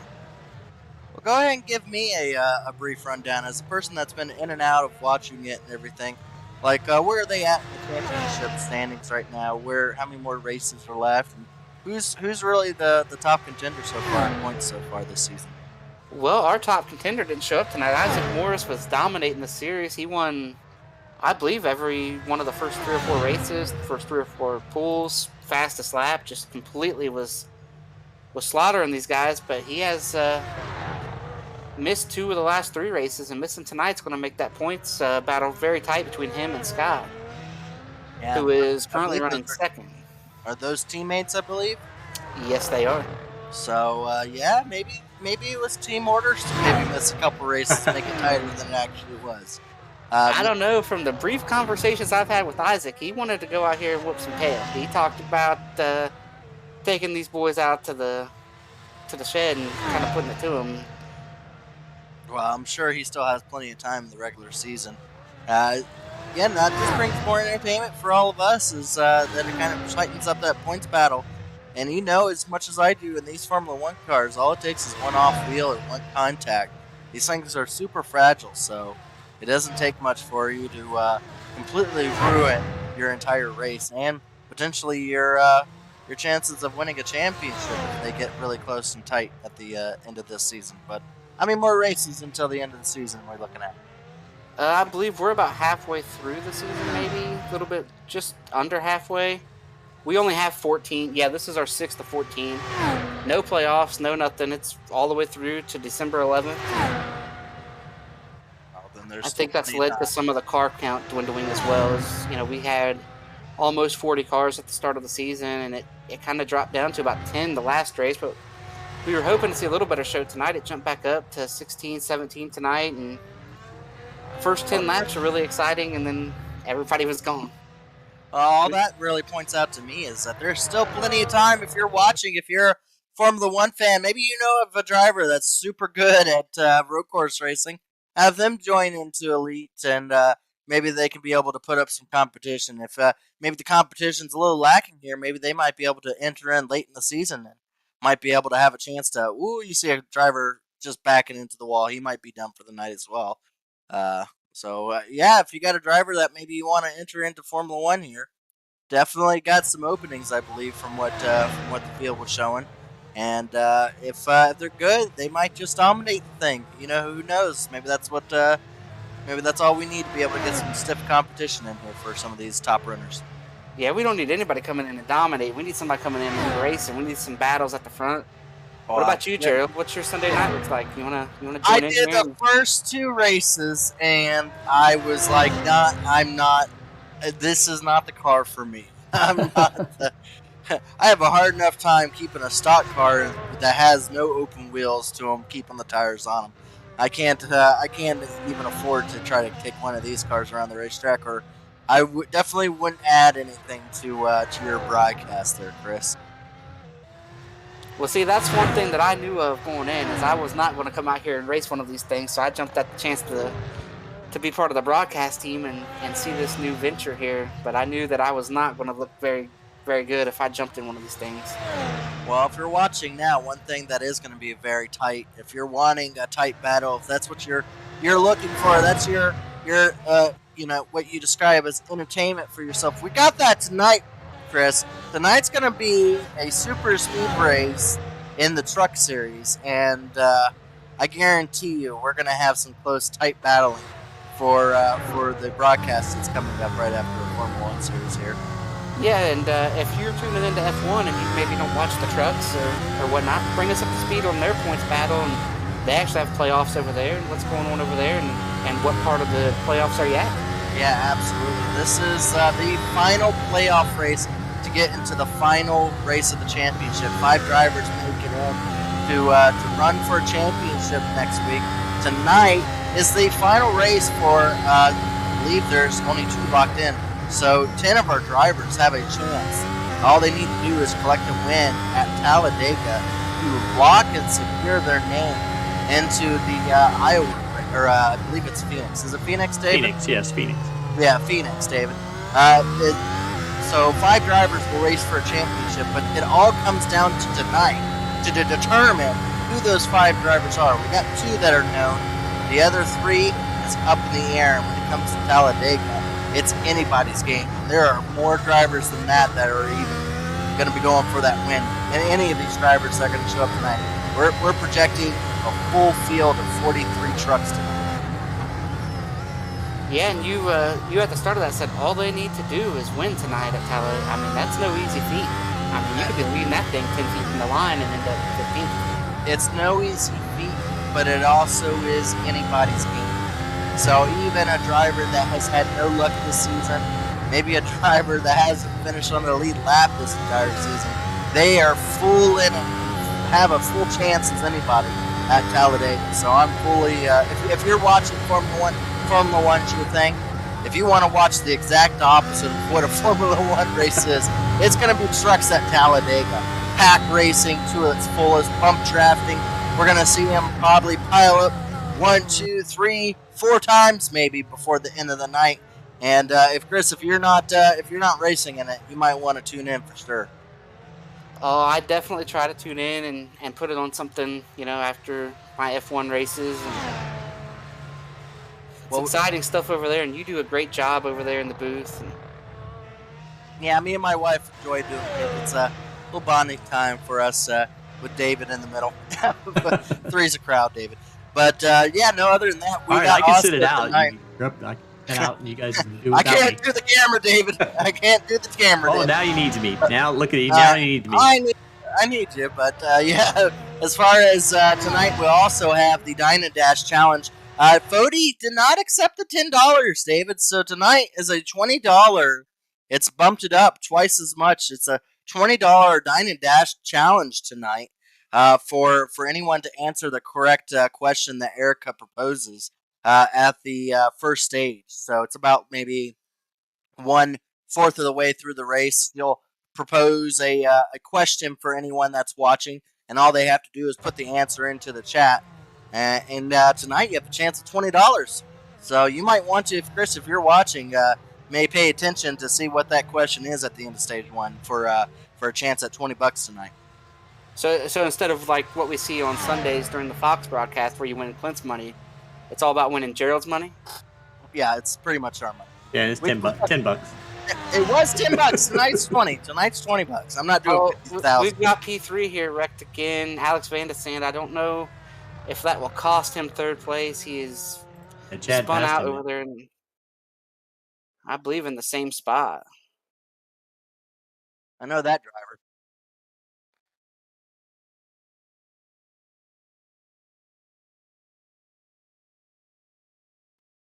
Just a little bit too much throttle. It doesn't look like he wrecked it. Not A done. little bit more throttle. Not done. He's not wrecked. He's gonna need a wing, maybe. Chad, go by here. And that's going to put Chad up into a top 3 spot after starting 15th. Says first top 3 of the season so far for Chad. It is if it finishes. He's Who's that right behind him? that is not for a spot. That's Scott Ramler. Yeah, he's a lap down to Scott. That's our P2. So our 3rd place driver is 1 lap down. Yep. Anything can go, I guess.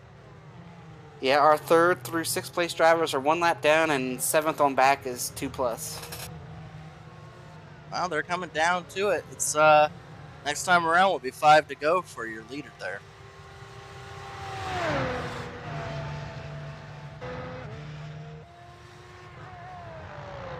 But yeah, a lot of our other series are winding down in the playoffs. I believe we've got in our A series, we've got 1 race left, and in the trucks you're talking about going to Dega. Well, we can go to the Wednesday night series here in the next gen car, and they end their regular season or not regular season, their playoff round before the final race at Bristol.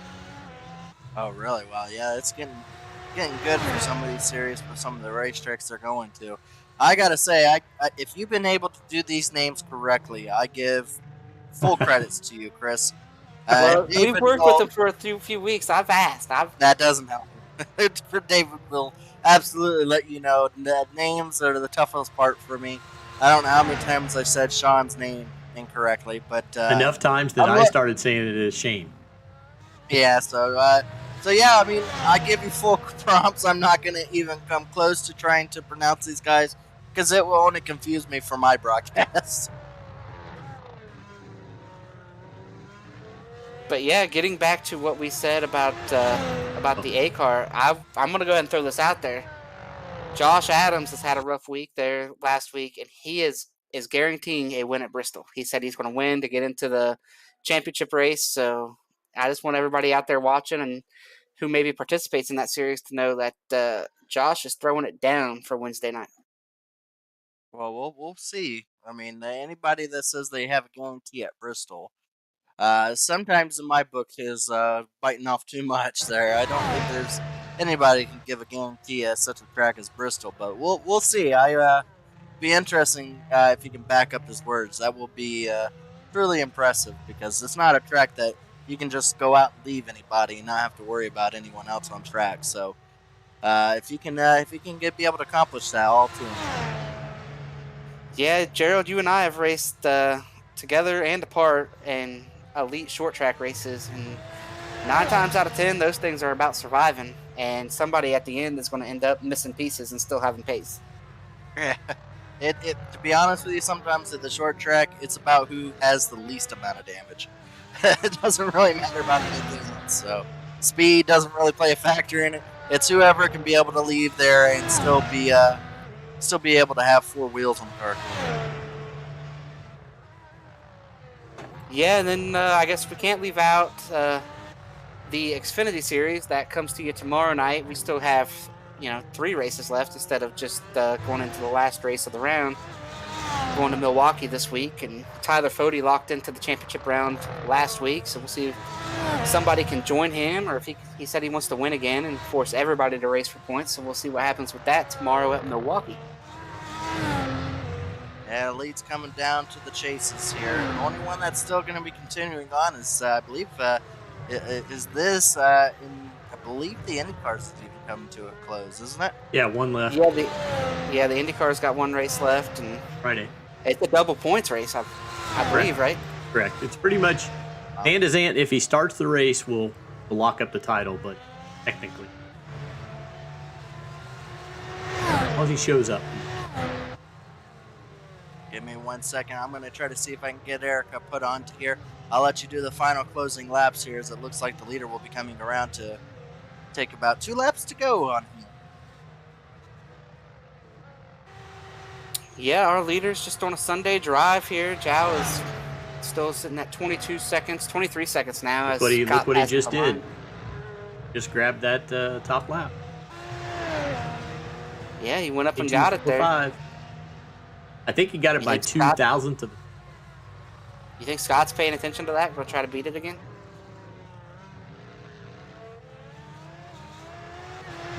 I'm not sure if Scott knows. Yeah, I'm not sure in these cars if you are told that somebody else has got the fastest lap and you try to push for it. I don't know.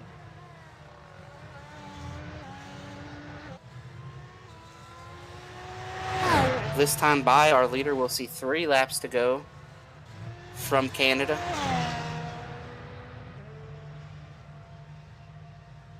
So definitely haven't seen talked about, how fast his softs fall off. Had 18 laps on him, haven't fallen. Fastest lap was the previous laps. Yeah, they just waited till the end to put them on.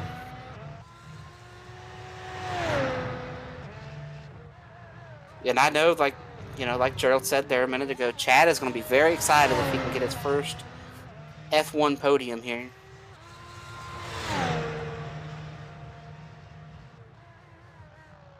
And maybe not many races left to do it, because I have heard some rumblings. I haven't talked to Chad, so this isn't, carved in stone, but I am not sure that the F1 series will be coming back next season. So this might be a one and done, and to get a podium in here. And obviously everybody wants to win, and Chad's going to take a shot at trying to win one of these things later in the season. And we will see. Scott has had an issue here. I don't know what happened, but he lost 10 seconds that last lap.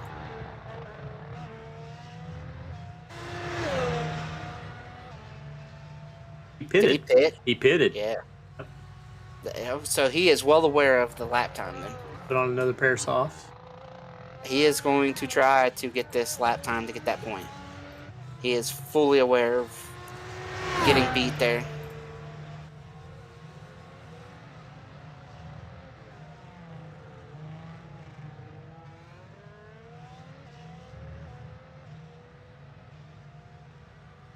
As Joao comes down here into the back section of the racetrack.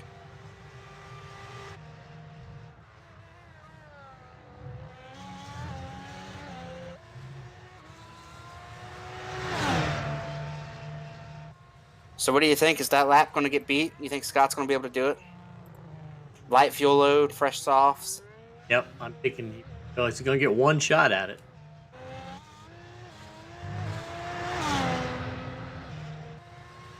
Coming to the start-finish line now. No, he's already passed it. The last lap is... The white flag is going to be out this time. Start to finish, Joao is going to lead every lap. Unless something insane happens here on the last lap to him.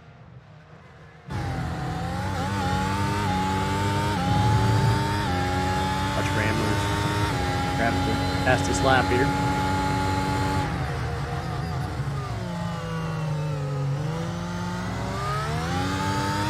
Yeah, we will find out really quick. You know, you said one shot. He's going to get two shots. He's going to get this lap and the next one.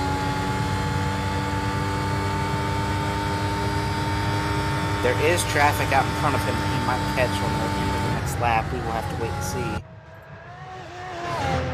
see. He is hustling that thing through there, trying to get that fast lap. Oh, he does it. Yep. We'll have to see on the last lap of the race, can our leader sweep the points?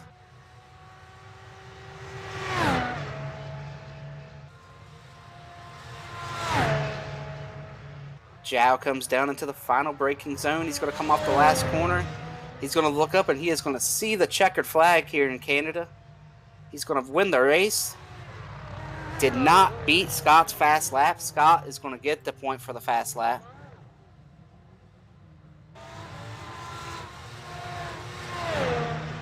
Not sure if Scott's going to be able to go quicker this lap or not. Fortner versus Forsyth for position.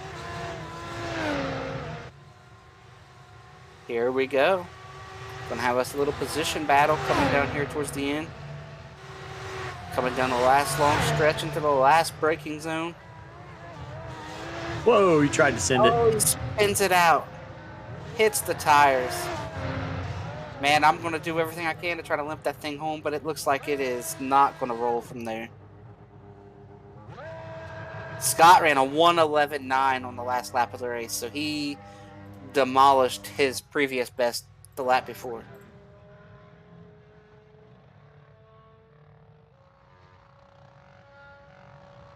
So it looks like Joao is going to win. Scott Ramler. Chad Frankenfield gets his third place. Van de Sant fourth. Greg Forsyth in fifth. Fortner, Vandermaal, Gacki, and Rebellis. Rebellis is wrecked here after the line. That car is destroyed.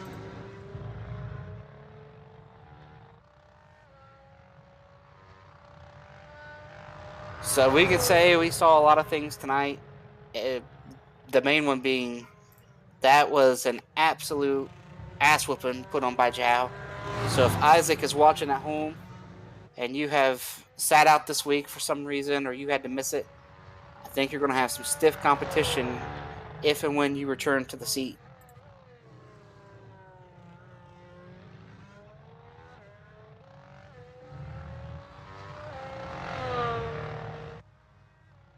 So our next race will be July 3rd from Silverstone, the British Grand Prix.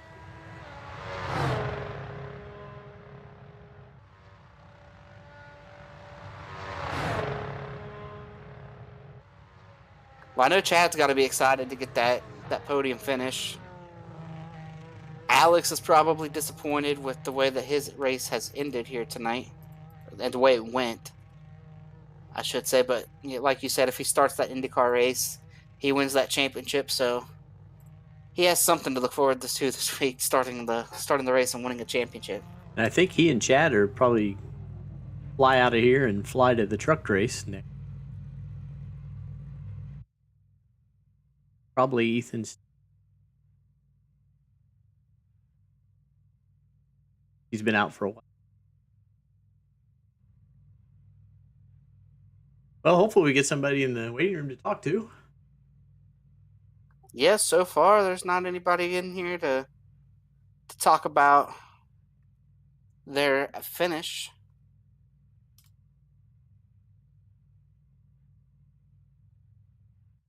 Now, first place first. I think Scott Here's is in there Scott. too. I mean, I can't imagine we're not. I can't imagine Chad's not going to come up here and talk to us.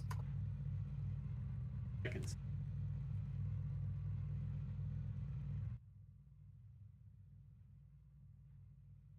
I would hate for him to miss out on his podium here.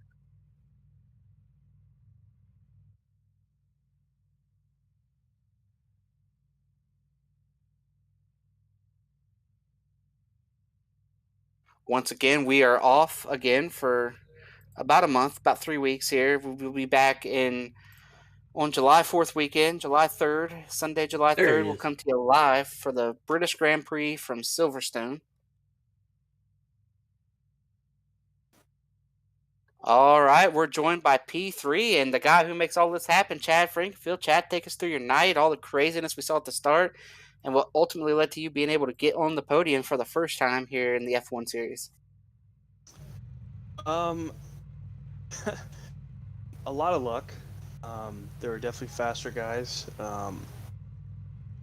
It was an interesting night because to be honest with you, I turned one practice lap before tonight, so and I got in right when qualifying was happening, so I really went 2020 NASCAR style and came in and just went off of what I knew about the track. And so the first 10 laps or so, it was really just trying to be consistent. And after that, I was able to start really cranking some laps and felt comfortable. And definitely P4 speed at that point. And then I guess Alex was struggling a little bit. So once I saw he was struggling, I knew if I could just keep the car on track, I'd have a shot at a podium. And unfortunately, that's what happened with Alex, and I was able to capitalize on it. That's the only reason why I really got able to be on the podium. Yeah, you said you didn't get any practice, and we talked about it there early in the race. We saw you not get practice laps, start at the back, and just kind of wait for things to happen, and it all kind of fell in your lap as long as you didn't make a mistake. And I mean, what did you need to go get those front two? I mean, those front two were just, and Joao himself was just, he was going over Scott, but those front two were so much faster. What more could you have found to maybe try to get a little closer? Um, Probably just qualify better, because you can change the strategy a little bit different when you can do that. But I mean, other than that, that's really it. That's all you can do at that point is just try to hang on and just see what happens. Yao is in a different time zone. He's very fast. So at that point, it was just a matter of just trying to keep the car on track and just try to benefit from others' lack of execution, really. Alrighty, Dave, you got any questions here for Chad or Gerald? No, Chad, you getting ready to go head to the Truck Series now? Are you?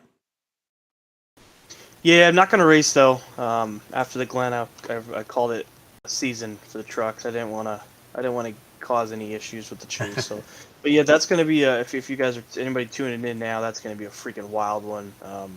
Last race before the championship 5, and more can you ask for Talladega? So that'll be a fun one. So I'm going to admin that one. So Why don't you join us in the booth then, Chad? If you got nothing Well- else going on. well, I'm actually going to admin it. So You can admin from the booth. no, that'll be too hard. Oh, that's But, sad.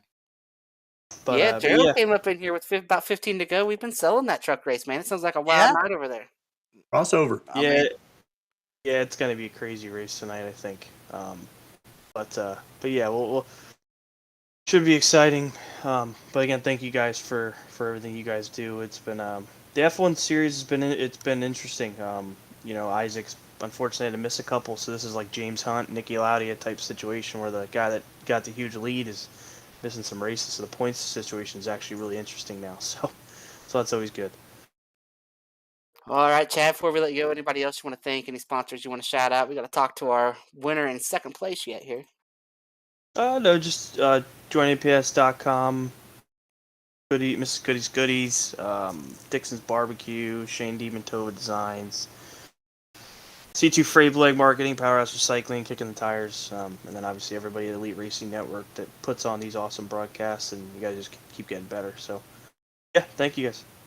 Well, alrighty, Chad. Thanks for joining us tonight. And you wouldn't do it, so I will. None of this happens without you. So we gotta owe a big thank you to you, and of course our great producers here at ERN, Dave as well. Everybody who helps make this thing happen.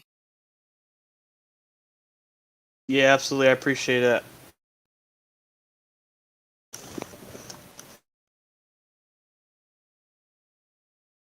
All right, now we have our second place finisher, Scott Ramler. Scott, take us through your night. We caught you there pitting with a couple to go. I imagine mission accomplished there, getting the fast lap. What more did you need to go get that leader? A lot more talent and a lot more laps at this racetrack. Uh, Gregorio had the perfect strategy on tires. He knew the deg wasn't going to be that bad, so he started off on the yellows and ran those things longer than I think I've seen anybody run a set of yellows. But he did fantastically on that. He didn't make any mistakes. I had, I think, 2 spins. One was exiting the pit on lap with 20 to go once I threw on the reds, and I swear I had one somewhere else in the track. I know I went off track and got a couple cut tracks a few times, but it was just a mess of a night, and then I'm amazed that that Alex Van de Zandt didn't run me down. I don't know what happened to him. Yeah, Alex ended up having a little bit of a struggle there and lost. He ended up fourth. He spun out and had to get a new wing a couple times, but yeah, we saw you there take that spin and whatnot. So besides tonight and everything that went on tonight, I mean, Isaac has missed a few races. That points gap is closing. Are you thinking about that now and maybe trying, to make sure you finish in the top three and having a shot at this championship? I'm not sure. You might know better than I if Isaac is going to return. If will he be back for our July 3rd event? And the points battle is going to get super tight, I think. Yeah, I think Isaac's going to come back in at some point. We've already pretty much decided that we're going to lock this championship down, and I think if Isaac does come back, that there's not going to be anybody that can touch him, even if it's a straight up battle between him and Gregorio. Um, Isaac's going to be able to accumulate enough points that it won't really matter. As far as what my picture goes for, it's just try to learn as much as I can from these guys because they're a class above, and I'm really hoping to learn stuff from them so that I can get faster and maybe get at least one win over the course of this season. Well, we do have quite a few races left. One of them, for sure being kind of a outlier. I'm not sure if anybody has any laps at Daytona in the F1 car, which is something we've got coming up here in a few races. So I'm sure that's circled maybe on your calendar there to try to go there when it's a little bit more even with the track that nobody's ran on. But any sponsors you want to shout out? Things you want to give? I want to give a shout out to McConey Setup Shops and Jeff McConey. Thanks to him for letting us fly the banner and coming on board. It's been great working with him and working with Isaac. We've all put on a hell of a show this season, so I'm really looking forward to wrapping this one up and seeing if we can contest again when this comes back around. Well, alrighty, Scott, a solid run tonight, and that points gap between you and Isaac's going to close. So if Isaac does miss any more events, as long as you keep showing up, I think you might overtake Isaac as the point leader. So we will see you in, I guess, about 3 weeks as we go live from Britain. All right, thank you. You guys have a good one.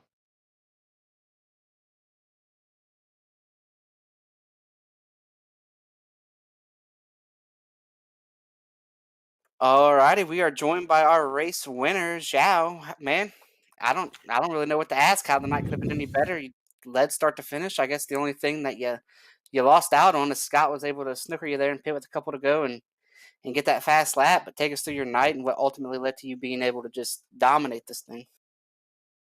Hi guys, good night. Before we start, it's Valentine's Day here in Brazil. So I would like to send a kiss to my fiance and say that I love her so much.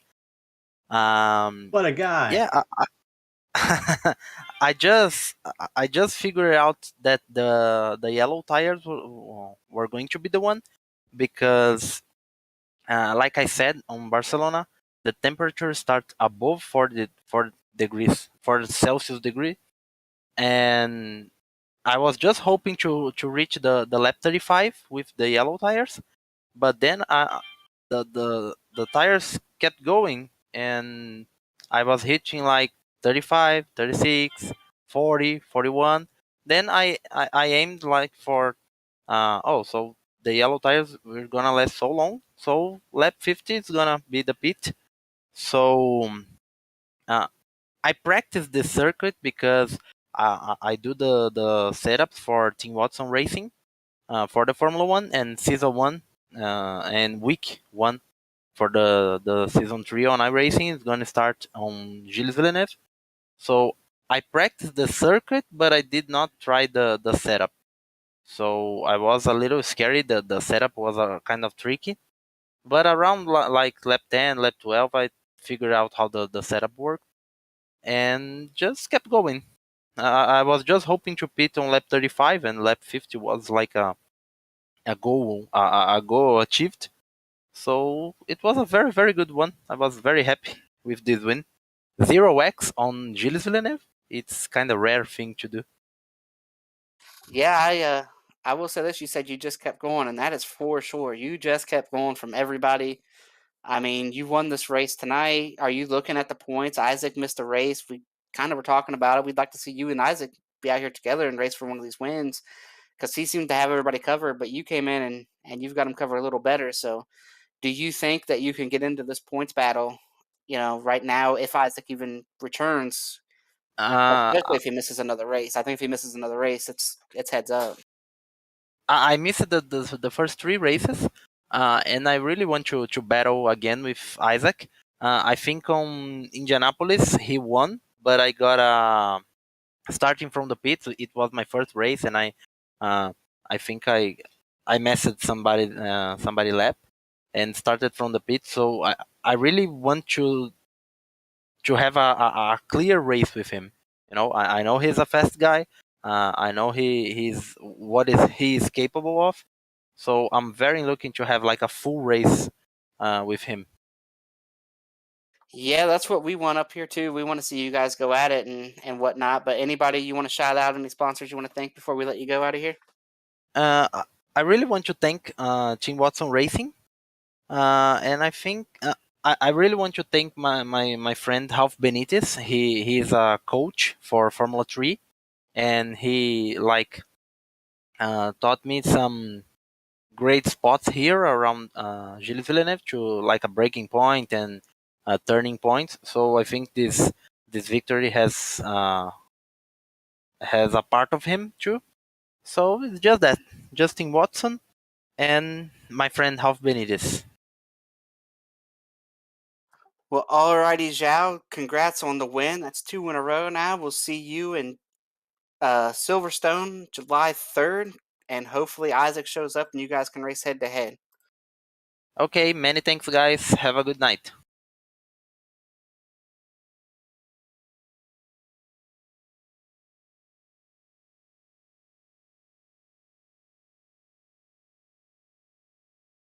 Well, Dave and Gerald, you came up here for the last 15 laps. We ended up seeing another win from Zhao. The points have been updated. It is down to 17. Zhao is past Scott now, so we do have a tight points battle at this point. If both of them show up the rest of the season, it'll be a good battle there head to head between the two of them. Yeah, I'm interested to see if anybody really like you guys have been saying for multiple races can be able to get into those two team cars. They're almost like what you would normally see with like Mercedes a few years back, just absolute dominance. If one's not there, the other one is picking up the slack. So be interested to see when both drivers are back in the race to see who's actually going to be the number one of that team. I think it's going to come down to those two for the rest of the season, honestly. Yeah, and one thing I will say about Isaac is you've got to show up to to win the championship and the team title. So I'm sure maybe Scott's going to send some pressure on him, put some pressure on him, like, hey man, you got to show up. You can't keep missing, because it was pretty much over. He had like a 50-point lead a couple races to go, and that thing has dwindled down to 17, missing these last couple races. So it'll be interesting to see what happens moving forward, as we are off, like I've said a couple times tonight, until July 3rd for the British Grand Prix. As for us here on the F1 broadcast, that's going to wrap it up for tonight. I believe, what time does your broadcast start, Gerald? 9:30? 9:15. Start 9:15, about 15 minutes. If you want to, Chris, you can join us. It's going to be me and David, Erica in there. It's Talladega. Always, I'm gonna just say it's probably going to be the best race of the season. That's how confident I am that this is going to be a race to remember for these truck series and some of these drivers for tonight. I'm really excited to see how it all plays out. So yeah, if you tuned in for our show, get you a snack, go use the bathroom, get you a fresh drink, sit down and check out some insane racing there as they battle to get into race for the championship. But like I said, as for us here, this was the Elite Formula One Championship presented by Shane D Designs on the Elite Racing Network. I want to give a shout out to all our sponsors, everybody at Shane D Designs, C2 Freight, Blue Egg Marketing, and Powerhouse Recycling. None of this happens without every one of those sponsors. Every one of our broadcast team here at the Elite Racing Network, from Dave, one of the producers here, to Gerald for the truck stuff, like Nick Masse, everybody. Gerald's wife, Gerald, I'm sorry, I'm not sure what your wife's name is. Erica. Dr. Erica Campbell. Yep, Erica. So everybody on this team, from Erica to Gerald to Dave, none of this happens without all of them putting in the work and making it easy on everybody here. So tune in and see us July 3rd for the next F1 race. But as for this week, got the trucks coming up. Tomorrow night, you got the Xfinity Series. You got the Cup race on Wednesday night. Elite Racing Network is the place to be this week, as we also wrap up the IndyCar Series. I believe that's on Friday night, where they are finishing their season. That is the last race of the season, so make sure you catch them this week. And if not, if you